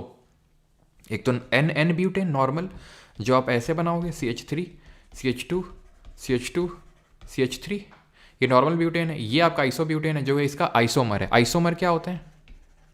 आइसोमर होते हैं सेम फॉर्मूला, बट डिफरेंट क्या होता है? डिफरेंट स्ट्रक्चर, ठीक है। जब मैंने आपको पढ़ाया था बैच में, तो मैंने पूरा वो ट्रिक वगैरह भी बताया था कि किसी का भी आइसोमर पूछ लेगा तो कैसे निकालेंगे। जैसे ब्यूटेन के 2 होते हैं, पेंटेन के बताओ कितने होते हैं आइसोमर? पेंटेन के कितने होते हैं? वॉल्फगैंग डॉबरनर, वो इनसे कंफ्यूज मत करना। वॉल्फगैंग केटर्ल वो सोडियम के एटम के बोसॉन्स बनाए थे, ठीक है, 2001 में नोबेल मिला था। ये वॉल्फगैंग डॉबरनर। तो that the properties of liquid bromine lie between the properties of which gas and solid iodine. तो भाई डॉबरनर ने क्या किया था 1829 में, वैसे तो पहली बार हाइपोथेसिस 1817 में दिया था, लेकिन पब्लिश 1829 में हुआ था। तो इन 1829 he gave the law of triad, जिसको कि हम त्रिया के सिद्धांत बोलते हैं। तो इन्होंने 3 के ऐसे एलिमेंट को इंक्रीजिंग एटॉमिक मास के ऑर्डर में लगाया था, और इन्होंने बोला था कि जो बीच वाला एलिमेंट है उसका एटॉमिक मास पहले और तीसरे के का एवरेज होगा। तो इनके इस तरह से तो टोटल 3 ट्रायड बने थे, सिर्फ टोटल 3 ट्रायड्स बने थे, lithium, sodium, potassium, calcium, strontium, barium, और क्लोरीन, ब्रोमीन और आयोडीन। तो ये है कि ब्रोमीन की प्रॉपर्टीज़ किसके बीच में लाई करती हैं? आयोडीन और क्लोरीन के बीच में। तो ऑप्शन नंबर C आंसर हो जाएगा इसमें, ठीक है। क्लोरीन के आइसोटोप्स बताइए, चलो पहले वो बाद में देखेंगे, लेकिन पहले ये बताओ कि 1866 में किसने दिया था लॉ ऑफ ऑक्टेव्स? अष्टांग का सिद्धांत किसने दिया था? जो म्यूजिकल नोट्स पे बेस्ड था आपका, ठीक है, म्यूजिकल नोट्स पे बेस्ड था। और म्यूजिकल नोट्स आपको पता होना चाहिए, वो जो सारे गामा पादा नीसा में भी, और वो जो दोरा लेफा इस तरह से जो है उसके अकॉर्डिंग भी पता होना चाहिए आपको, ठीक है। 1866 एंड 1869 में किस, चलो पहले तो इतना ही बता दो, ठीक है। तो लॉ ऑफ ऑक्टेव्स ये दिया था न्यूलैंड ने, ठीक है, न्यूलैंड ने दिया था लॉ ऑफ ऑक्टेव्स 1866 में। इनमें से सही बैलेंस्ड केमिकल इक्वेशन कौन सी है? निम्नलिखित में से कौन सा एक सही संतुलित रासायनिक समीकरण है? बैलेंसिंग जिसमें प्रॉपर है उसका नाम बताना है आपको, मतलब उसको रिएक्शन बतानी है कौन सी है। तो लॉ ऑफ ऑक्टेव, चलो तो अब बैलेंस करना है सिर्फ अपन को। बैलेंस कैसे होगी? तो ये कार्बन कितने हैं? 4 हैं। यहाँ कितने हैं? 8 हैं। सॉरी, मतलब यहाँ पे भी 8 हैं और यहाँ पे भी 8 हैं, ये बैलेंस्ड है। हाइड्रोजन 20 है। यहाँ पर कितने हैं? 10 दूनी 20 हाइड्रोजन है, 12 दूनी 24 ऑक्सीजन है, 8 दूनी 16 और 10 26 हो गए ये तो यार। यहाँ पर 12 दूनी 24 और यहाँ पर 8 दूनी 16 और 10 26, तो पहली वाली तो यार बैलेंस नहीं है, देखो, ठीक। हाँ, ऐसे में तो सही यही रहता है कि नीचे से शुरू किया जाए, क्योंकि वो जनरली यही हमारा टाइम को थोड़ा सा खपाना चाहता है। 4 कार्बन है, 4 कार्बन है, 10 हाइड्रोजन है, 20 हाइड्रोजन है यहाँ पे, तो ये भी बैलेंस नहीं है आपकी।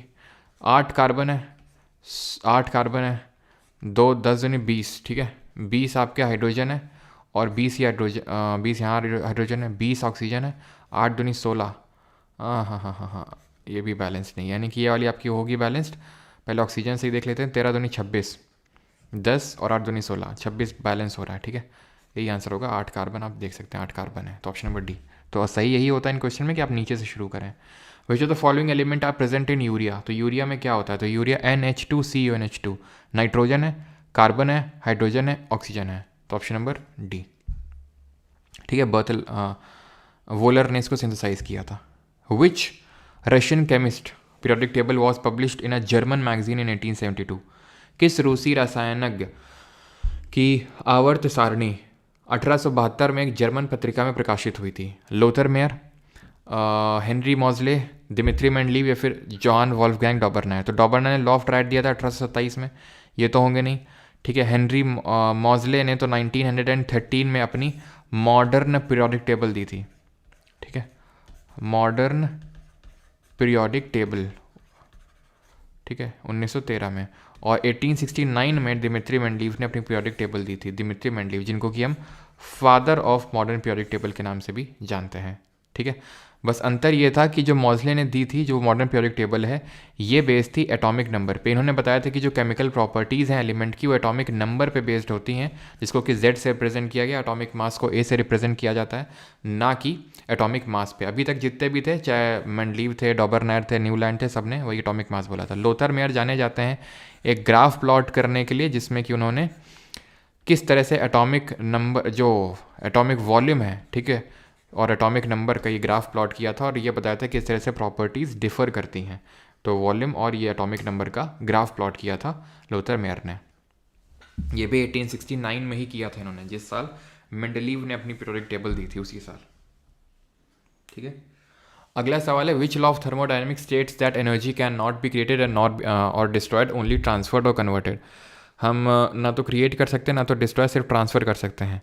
तो यहाँ पर सही आंसर क्या होगा? सही आंसर होगा यहाँ पर फर्स्ट लॉ, ठीक है। फर्स्ट लॉ होगा यहाँ पर न्यूटन का, सॉरी न्यूटन बोल रहा हूँ, ये जो आपका थर्मोडायनेमिक्स का पहला law, option number B. Clear है? अगला है 55th, which chemical found in the peels of citrus fruit is used as flavouring agent in beverages and chewing gums? तो खट्टे फलों के छिलकों में पाया जाने वाला कौन सा रसायन और पेय पदार्थ होता है जिसको च्युइंगम वगैरह में यूज़ किया जाता है? एथाइल वैनिलिन, मेंथोन, ल्यूटिडीन या फिर लाइमोनिन? बताइए जल्दी से। सही आंसर क्या होगा? मेंथोन होगा, ठीक है, menthone, option number B. Which experiment is Ernest Rutherford well known for performing in 1911? तो 1911 में अर्नस्ट रदरफोर्ड किस प्रयोग को करने के लिए जाने जाते हैं? ऑप्शन है oil drop experiment, plum pudding experiment, double slit या फिर गोल्ड फॉयल? तो भाई ये होगा आपका गोल्ड फॉयल एक्सपेरिमेंट, जहाँ पर वो थिन गोल्ड फॉयल को लेते हैं, उसमें अल्फा पार्टिकल जो कि क्या होते हैं, डबली चार्ज्ड हीलियम एटम्स होते हैं, उनको बम्बार्ड करवाते हैं और उसका यूज़ करके वो डिस्कवरी करते हैं न्यूक्लियस की, साथ ही साथ प्रोटॉन्स की।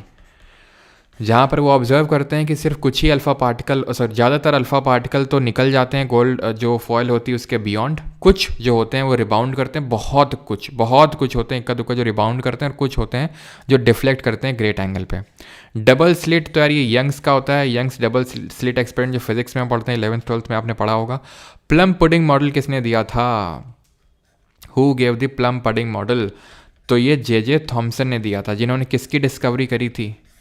जे थॉमसन ने। तो इन्होंने इलेक्ट्रॉन की डिस्कवरी करी थी। तो हम कैसे याद करते हैं? ईंट पर नाच। तो electron J Thomson, proton Rutherford या फिर गोल्डस्टीन भी आ सकता है, और न्यूट्रॉन की डिस्कवरी किसने करी थी आप बताएंगे? Who discovered the neutron? Neutron की डिस्कवरी किसने करी थी? Which group 17 element gets its name for being a yellow green dense gas with a choking smell? समूह 17 के किस तत्व को उसका नाम घुटन भरी गंध वाली पीली हरी सघन गैस होने के कारण मिला? क्लोरीन, ऑर्गन, हीलियम या फिर क्रिप्टॉन? तो न्यूट्रॉन की डिस्कवरी किसने करी? जेम्स चैडविक ने। ठीक, जेम्स चैडविक ने। अगला है ये, तो पंजेंट स्मेल होती है, येलो ग्रीन गैस होती है आपकी, ये क्लोरीन होती है। क्लोरीन के कितने आइसोटोप्स होते हैं? तो क्लोरीन के आइसोटोप्स आपके पता होने चाहिए। एक तो होता है 17Cl35 और एक होता है आपका 17Cl37। किस रेशियो में होते हैं? 3:1 के रेशियो में होते हैं। तो इसीलिए इसका जो एवरेज एटॉमिक मास निकल के आता है वो 35.5 निकल के आता है। ऑर्गन की अगर बात करेंगे तो इसको हम डबल पेन विंडो ग्लासेस में यूज़ करते हैं। ऑर्गन हमारे एटमॉस्फेयर में 0.9% पाई जाती है। हीलियम को जो है हीलियम को जो बलून्स वगैरह होते हैं उनमें फिल किया जाता है। ठीक है, और इनकी डिस्कवरी किसने करी थी? तो एक कॉमन नाम है, और वो कॉमन नाम क्या है? William Ramsay. ये कौन सी गैसेज होती हैं? ये हमारी इनर्ट गैसेज होती हैं, जिनको कि हम कैसे याद रखते हैं? इनको हम याद रखते हैं हेमा, नेहा और करीना जीती रहना। तो helium, neon, organ, krypton, xenon, radon. ठीक है, तो ये इनमें सब में आपके इन्वॉल्व है कौन? William Ramsay. और हीलियम की डिस्कवरी किसने करी थी? सी से नाम शुरू होता है, जल्दी से बताइए। हीलियम की डिस्कवरी। और बाकी neon, organ, krypton, xenon, radon, इसमें विलियम रैमसे जी का नाम ध्यान रखिएगा। ठीक, आगे बढ़ते हैं और अगला क्वेश्चन है ये। एरोप्लेन टायर्स मेनली तो नाइट्रोजन यूज होती है। Which of the following chemical reaction is best described as double displacement reaction? Double displacement reaction को हम एक और नाम से जानते हैं, अगर आप बता सकें तो किस नाम से जानते हैं? क्या जीती रहना मतलब? अच्छा अच्छा अच्छा, ठीक, ट्रिक बता रहे आप। तो नॉर्मन लॉकियर और पीर जॉनसन होंगे इसके। ठीक है, हाँ लिख, कौन है ये? कार्ल एंडरसन लिख रहे हो? हाँ बेटा, सही सही जा रहे हो, है ना। सी बस बोल दिया तो कार्ल एंडरसन लिख दो। नॉर्मन लॉकियर और लॉकियर ये होगी ना, पियर जॉनसन, पियर जॉनसन। तो ये नाम ध्यान रखना, नॉर्मन लॉकियर और पियर जॉनसन। अगर डबल डिस्प्लेसमेंट की अगर बात करेंगे तो इसको आयन एक्सचेंज रिएक्शन बोलते हैं, न्यूट्रलाइजेशन रिएक्शन नहीं बोलते हैं भैया। न्यूट्रलाइजेशन रिएक्शन तो होती है जब एसिड और बेस के साथ रिएक्ट करता है। रेडॉक्स भी नहीं बोलते हैं, आयन एक्सचेंज रिएक्शन बोलते हैं। किसी का सही नहीं है, पढ़ाए थे कि नहीं? Substitution, ion exchange. ठीक है, आयन्स इसमें एक्सचेंज होते हैं। तो कौन सी डबल डिस्प्लेसमेंट है? डबल डिस्प्लेसमेंट रिएक्शन देखना पड़ेगा। तो ठीक है, तो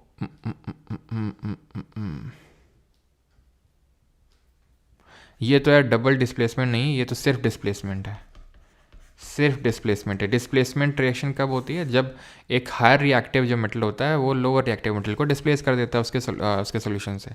यहाँ पर सोडियम ले रहा है क्लोरीन, बेरियम ले रहा है सल्फेट। और आयन एक्सचेंज क्यों बोलते हैं? क्योंकि जब पानी में घोला जाता है इस रिएक्शन को करवाने के लिए तो आयन्स टूट जाते हैं। सोडियम आयन्स टूट गए, सल्फेट आयन टूट गए, बेरियम टूट गया, क्लोरीन टूट गया। तो सोडियम ने चिपका लिया क्लोरीन को, बेरियम ने चिपका लिया सल्फेट को। तो ये double displacement, option number D. Boiling and evaporation respectively are, तो किस तरह के फिनोमेना है बॉइलिंग और यानी कि क्वथन और वाष्पीकरण?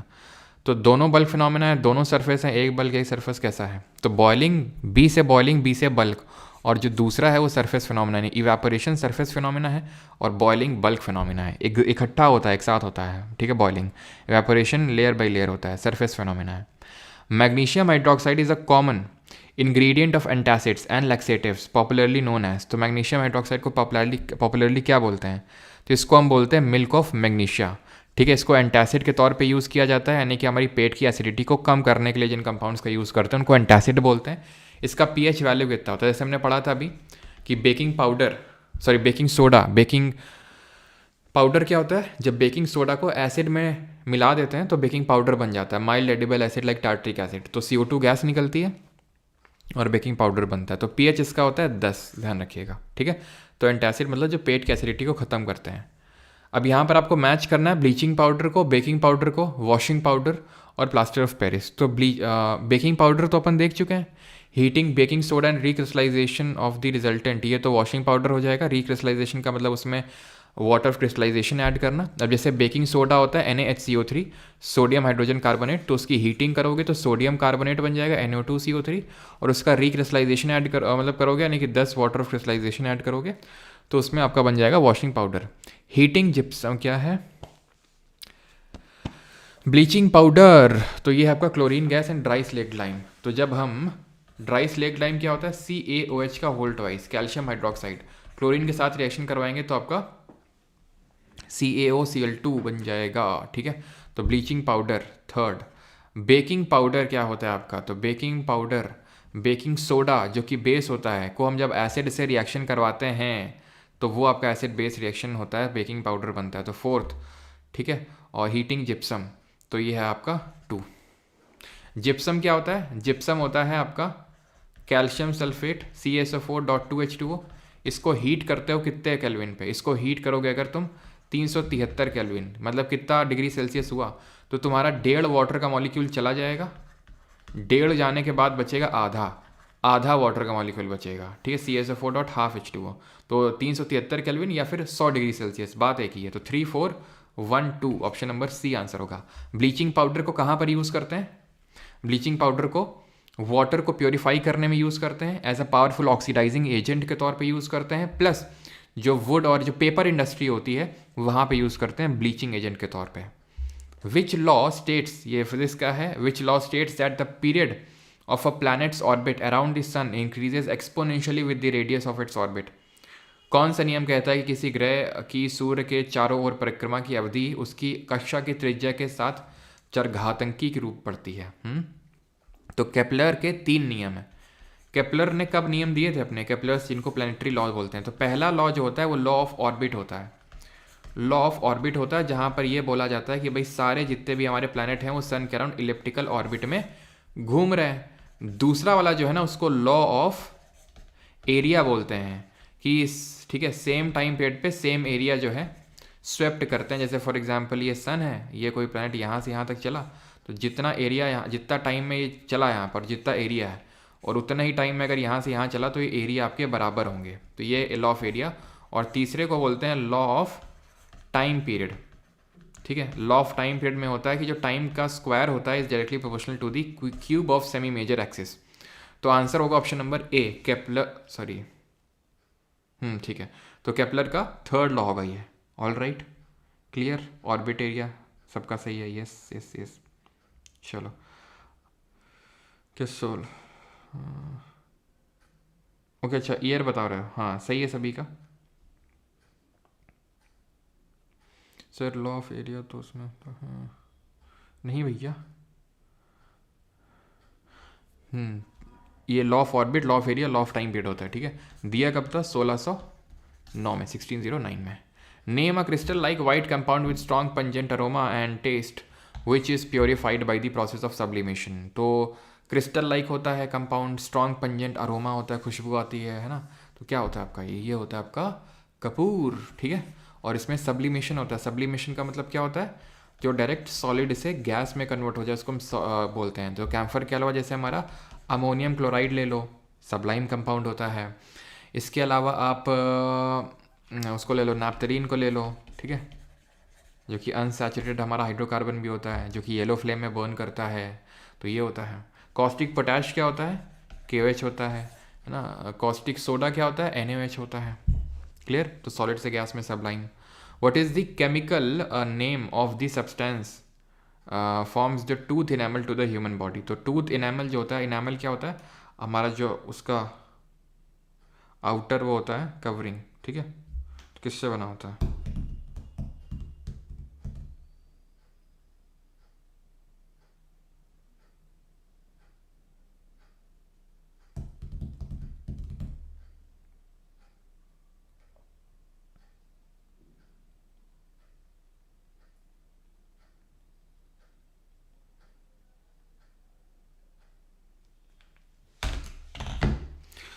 तो what is the chemical name of the substance that forms the tooth enamel? तो ये कैल्शियम हो गई, ठीक है, हाँ कैल्शियम, ऑप्शन नंबर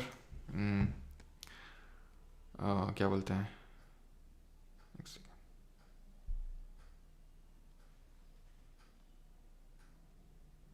ठीक है।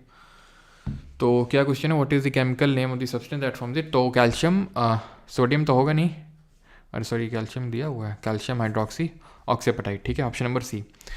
और ये आपका सबसे स्ट्रॉन्गेस्ट पार्ट होता है ह्यूमन बॉडी का, outer covering strongest part of body, strongest जो बोन होती है वो जबड़े की बोन होती है, जॉ बोन, ठीक है, जॉ बोन ऑप्शन में नहीं होगा तो फीमर होता है ऑप्शन में, ठीक है, फीमर जो कि सबसे लॉन्गेस्ट बोन भी है। तो ऑप्शन नंबर सी आंसर हो जाएगा इसका 65। What can be use to sanitize water in swimming pools? तो अगर हमें वाटर को सैनिटाइज करना है स्विमिंग पूल्स में, उसको ठीक करना है, तो हम किसका उपयोग किया जा सकता है? Washing soda, Dettol, caustic soda या फिर ब्लीचिंग पाउडर? तो हम यूज़ करेंगे वाटर को सैनिटाइज करने के लिए, सिंपल सी बात, अभी मैंने बताया था ब्लीचिंग पाउडर को, ठीक है, क्यों? क्योंकि इसमें होता है आपका क्लोरीन, CaOCl2। तो क्लोरीन जो होता है पावरफुल डिसइंफेक्टेंट एजेंट के तौर पे एक्ट करता है, और ध्यान रखना इसको हम कैल्शियम ऑक्सीक्लोराइड या फिर कैल्शियम हाइपोक्लोराइड के नाम से भी जानते हैं, कैल्शियम हाइपोक्लोराइड या फिर कैल्शियम ऑक्सीक्लोराइड, ठीक है। और परमानेंट हार्डनेस, सॉरी परमानेंट तो वॉशिंग सोडा यूज़ होता है, पेपर इंडस्ट्री में यूज़ होता है, ऑक्सीडाइजिंग एजेंट के तौर पे इसको यूज़ करते हैं। 66 which organic leavener is use in the baking industry to make bread, pastries and cakes? Yeast, mould, smuts या रस्ट? तो ये हम यूज़ करते हैं ईस्ट का। Citric acid, quick lime, common salt, bleaching powder, बताओ जल्दी से क्या होगा? तो कॉमन सॉल्ट तो आपका क्या होता है? कॉमन सॉल्ट जिसको टेबल सॉल्ट या रॉक सॉल्ट भी बोलते हैं, ठीक है, टेबल सॉल्ट या रॉक सॉल्ट आपका NaCl होता है। ब्लीचिंग पाउडर आपका कैल्शियम ऑक्सीक्लोराइड होता है, जो अभी हमने देखा भी है, ठीक है। देन अगर बात करेंगे तो आपका सिट्रिक एसिड लेमन्स, लाइम्स और ऑरेंजेस में पाया जाएगा, सिट्रस फ्रूट में। क्विक लाइम आपका बेसिक होता है, तो 412 क्या कर दिया मैंने, ये इसका 3 होगा ना, 3124 ऑप्शन नंबर बी। फिजिक्स पे आ जाए, भौतिक विज्ञान पे, ठीक है, बस कितने क्वेश्चन बचे हैं? 10 क्वेश्चन है। करो पहला वाला सवाल जरा जल्दी से, न्यूमेरिकल बेस्ड है आपका फिजिक्स के क्वेश्चंस। हिंदी में भयंकर लिख दिया, मतलब सर तनिक जल्दी करवाइए, बट आप जल्दी जाइए जहाँ जाना है आपको, है ना, अब जल्दी तो करवा ही रहे हैं क्या, एकदम आंसर टिक कर करके बढ़ जाएं क्या?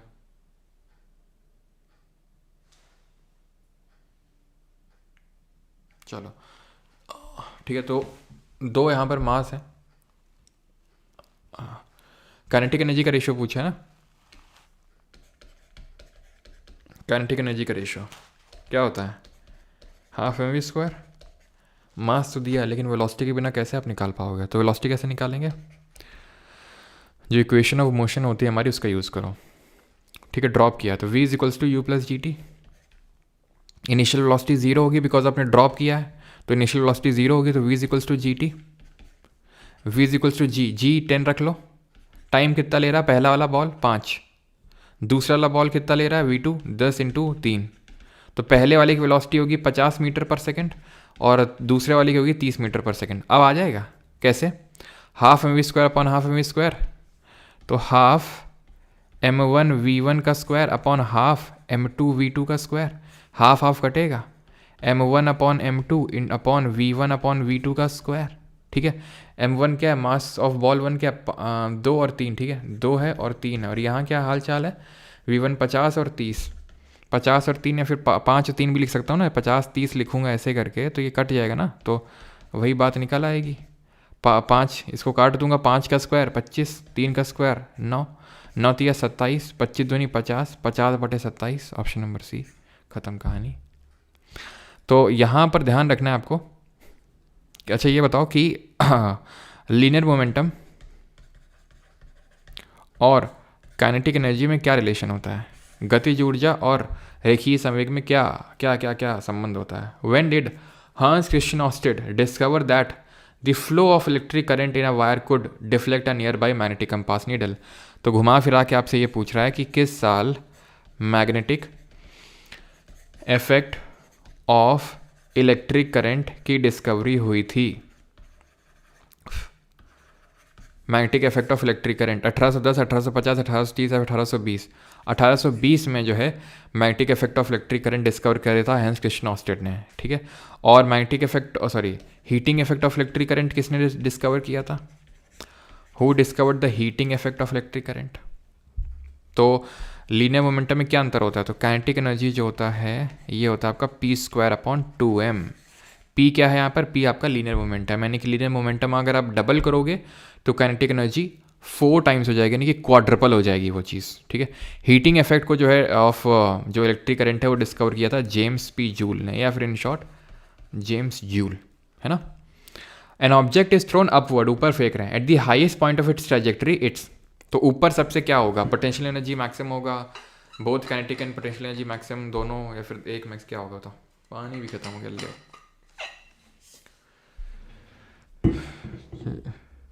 मुझे कभी ईयर याद नहीं होते, तो नहीं होते तो फिर क्वेश्चन गलत होगा, फिर और क्या होगा?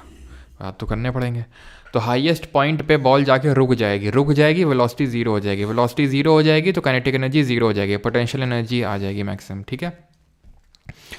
पोटेंशियल एनर्जी होगी यहाँ पर, और जब वो नीचे गिरेगी तो बीच वाली पोजीशन पे kinetic energy potential energy equal हो जाएगी, ठीक है।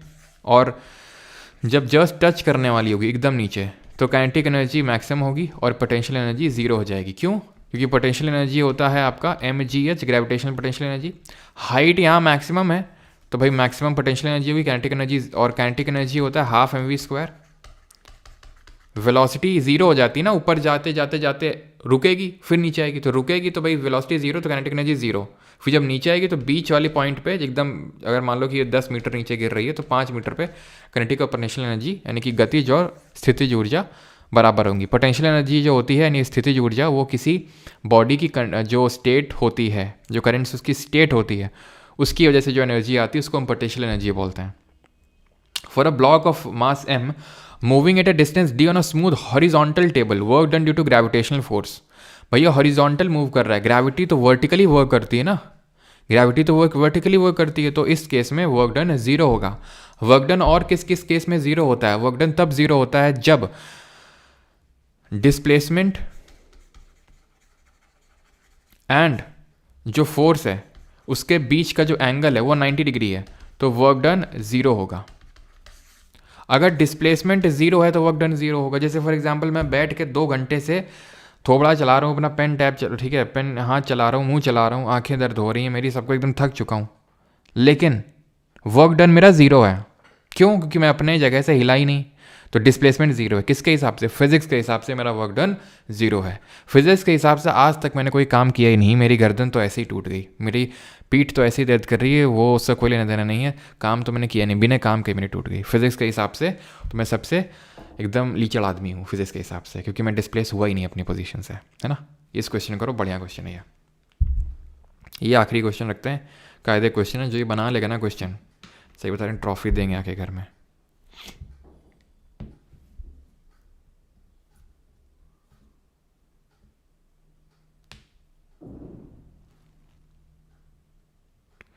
हाँ, कुली सामान पे वो जब जाता है, कुली है ना सामान लेके, तो वो भी वर्क डन जीरो होता है। भाई क्रिएटिव RET को बता दो, GD वालों कुछ समझ आ रहा है? बता दो भाई इनको, GD वालों कुछ समझ आ रहा है क्या?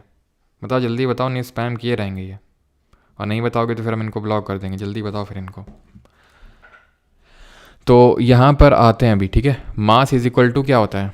देखो यहाँ पर है क्या कि फोर्स का फॉर्मूला होता है G gravitational constant m1 m2 upon r², ठीक है, ये फॉर्मूला होता है सिंपल।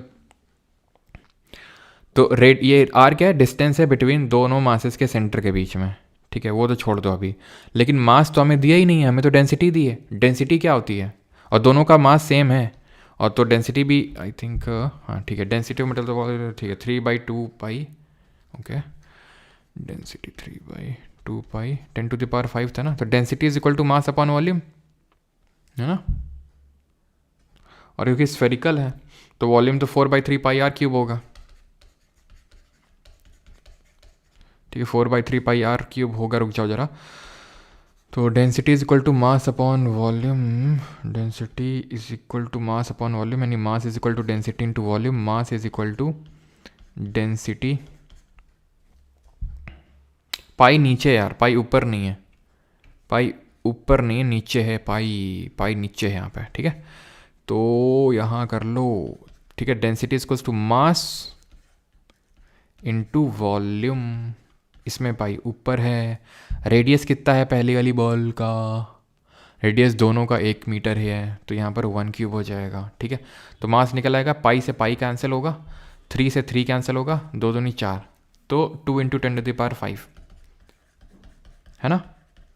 दूसरी वाली का निकाल लेते हैं, दूसरी वाली का भी ऐसा निकलेगा, वॉल्यूम तो सेम ही होगा, 3/2 पाई इंटू 10⁵, डेंसिटी सेम है ना, volume 4/3 pi R cube, pi R, R कितना है 1 ही है। एक सेकेंड, तो दोनों का फिर इतना ही निकलेगा ना, दोनों का सब कुछ बराबर ही है, डेंसिटी से लेकर रेडियस तक, तो फिर अंतर क्या होगा, अंतर तो कुछ नहीं होगा, सेम ही निकलेगा ना सब। तो अब हम निकाल सकते हैं F is equal to G, 6.67 into 10⁻11। ये वैल्यू किसने दी थी ग्रेविटेशनल कांस्टेंट की, और कब दी थी बताना। ये हो गया आपका, ठीक है, G m1 m2 upon R square. R क्या है, डिस्टेंस है, डिस्टेंस किसके बीच में, दोनों बॉल की सेंटर के बीच में, ये बॉल है, ये बॉल है, ठीक है। ये 1 मीटर है, ये 1 मीटर है, तो दोनों के सेंटर के बीच की डिस्टेंस कितनी हुई, 2 मीटर की डिस्टेंस हुई, ठीक है। तो 2 का स्क्वायर, ये भी 2 का स्क्वायर ही लिखा है, 6.6 इंटू 10⁻11 इंटू, ये जुड़ के क्या हो जाएंगे, क्योंकि मल्टीप्लाई में तो पावर ऐड होगी, 6.6 इंटू 10⁻1 यानी 0.667, ठीक है। ऑप्शन नंबर ए आंसर आ जाएगा। और इसकी वैल्यू दी थी हेनरी कैवेंडिश ने, किसने दी थी, हेनरी कैवेंडिश ने दी थी, किस साल, 1798 में, 1798 में दिया था वैल्यू को। In which year did Henry Moseley use X-rays to measure the wavelength of elements and correlate these measurements with their atomic numbers? तो हेनरी मॉजले ने किस वर्ष तत्वों की तरंग दैर्ध्य को मापने के लिए एक्सरे का उपयोग किया और इन मापों को उनके परमाणु क्रमांक के साथ सहसंबंधित किया। तो 1902, 13, 31 और 1925। 13 में हमने देखा था हेनरी मॉजले ने अपनी पीरियोडिक टेबल दी थी, ठीक है। 1902 होगा ना, 1902, 1902।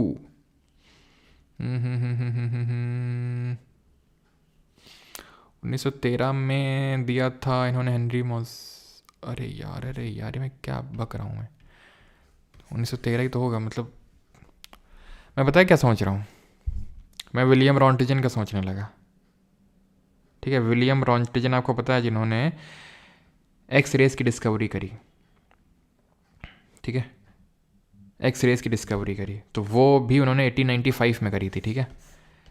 विलियम रॉन्टिजन, वही मैं सोचूं 1895 क्यों नहीं दिख रहा ऑप्शन में, ठीक है। तो 1895 में डिस्कवरी करी थी। तो हेनरी मॉजले पूछा है जब उन्होंने एक्स रेस का डिस्कवरी करके वो एटॉमिक नंबर है ना, एटॉमिक मास ये सब निकाला था, तो ऑप्शन नंबर बी 1913।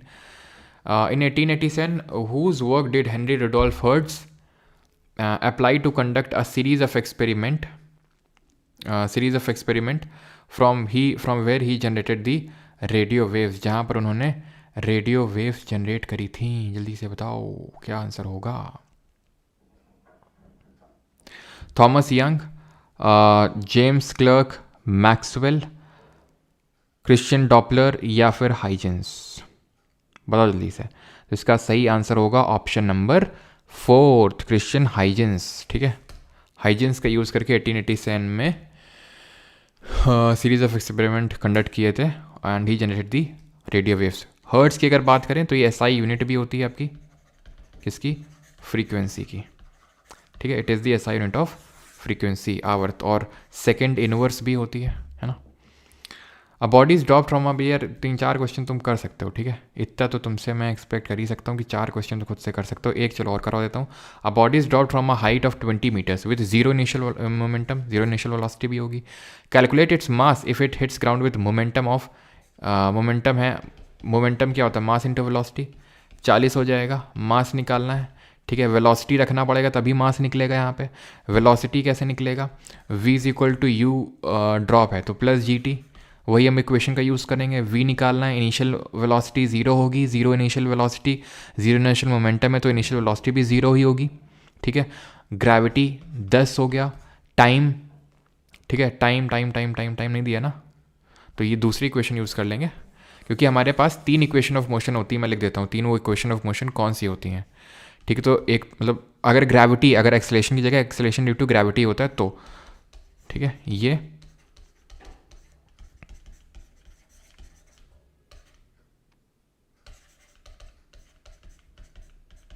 ठीक है।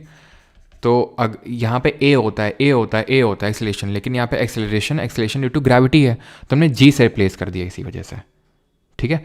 तो अब यहाँ पर हम यूज़ कर सकते हैं इस वाली इक्वेशन को, क्योंकि टाइम नहीं दिया ना हमारे पास, तो टाइम दिया नहीं है, इनिशियल वेलोसिटी 0 है, तो हम इस इक्वेशन का यूज़ करेंगे। जो 3 आप देख सकते हैं, 3 है यहाँ पर, 1 2 3 3 वेरिएबल्स हैं, वी यू जी एच, यहाँ वी यू टी, यहाँ एच टी और वी, ठीक है, एच यू और टी। तो जो भी हमारे हिसाब के होंगे, जो हमें 2 दिए रहेंगे तो वो हम देखेंगे, वो लगाएंगे, ठीक है। तीसरा निकालना रहेगा हमें, तो u 0 है यहाँ पे, u 0 है तो v square is equal to 2gh बन गई है। v मुझे निकालना है ना, v निकालना है 2g, और हाइट कितनी है, हाइट है 20 मीटर, तो ये निकला है 400 मीटर पर सेकेंड, तो v कितना निकलेगा 20 मीटर पर सेकेंड। सिंपल, 400 का अंडर रूट करूँगा क्योंकि v स्क्वायर है, तो v निकला है, v यहाँ रख दूंगा, तो 20 दूनी 40, मास आ जाएगा 2 किलो, सिंपल। तो ये इक्वेशन ऑफ मोशन जो है ना, तीनों भूलना नहीं, ये v is equal to u plus a t होती है, v square is equal to u square plus 2as होती है, और s is equal to u t plus half a t square होती है, ठीक है। अगर ए की जगह अगर वो वर्टिकल मोशन हो रहा है, हॉरिजॉन्टल हो रहा है तो ठीक है ए होगा, लेकिन अगर वर्टिकल हो रहा है तो वहाँ पर हम जी का यूज़ करते हैं, और अगर हम ऊपर फेंक रहे हैं तो माइनस माइनस आ जाएगा तीनों में बीच में, और अगर हम नीचे आ रही है तो प्लस प्लस रहेगा, ठीक है। हे पार्थ, अब रथ को रोक दो, रथ रुक चुका है, ठीक है। 3 क्वेश्चन आप खुद से कर लीजिएगा, होमवर्क है आपके लिए, और आंसर दीजिए कॉमेंट में दिखा देता हूँ, ठीक है। When an object is moving with constant speed in a straight line, its acceleration. George Simon Ohm was famous for publishing formula in 1827, what does it describe. तो जॉन साइमन, ओम्स लॉ याद करो, ओम किसकी ऐसा unit है, और new किसको represent करता है, बताओ, ठीक है। तो 3 क्वेश्चन के आप आंसर देंगे, बाकी आज का लेक्चर करते हैं ख़त्म, ठीक है। अभी मुझे फिर से काम है, अभी ये समझ लो कि मैंने शुरू में आपका मॉर्निंग में वो काइंड ऑफ जो आपका फेस्टिवल वाला लेक्चर है वो रिकॉर्ड किया है, अब उस पर एडिटिंग होगी तो आपको मिलेगा। अभी फिर आपकी क्लास ली है, अब जो है एक और काम है भी, ठीक है। एक क्या काम, हाँ, तो वही आप आई थिंक, हाँ, फैट मैन लिटिल बॉय वाला ही काम है एक थोड़ा सा, अभी फिर से, तब जाके जो है खाना मिलेगा, ऐसे खाना नहीं मिलता है, ध्यान रखो बेटा, ठीक है। तो ये है आपका, जो भी किसी को क्वेरी वेरी हो तो ठीक है, देख लेना अपने हिसाब से, है ना। बाकी धन्यवाद।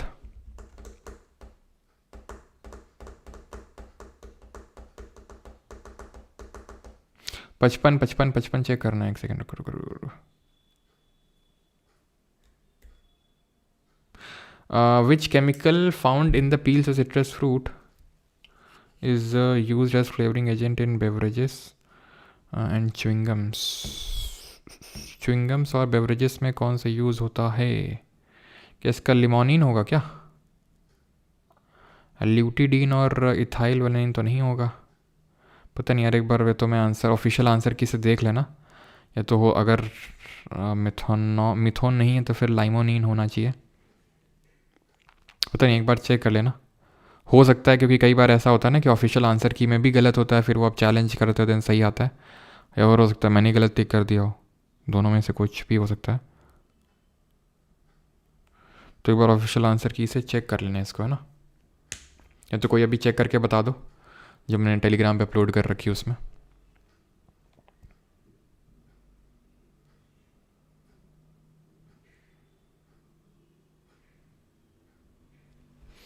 अच्छा, लिमोनिन ही दिया हुआ है, ठीक है, तो अभी के लिए यही है, बाकी मैं एक बार चेक कर लूँगा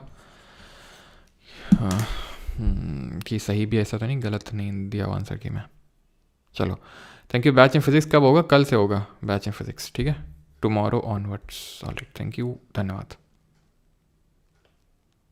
ओके ओके ओके, मैच भी देखना वही बड़ा काम है, हाँ काफ़ी बड़ा काम है।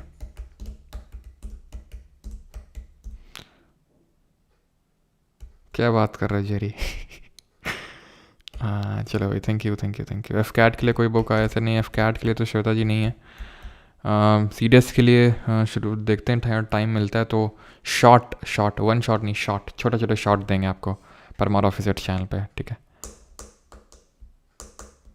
टेंटेटिव लॉन्च डेट अमरेंद्र दास, टेंटेटिव तो ये है कि भाई अप्रैल में लॉन्च होगा, ठीक है। चलो भाई, थैंक यू।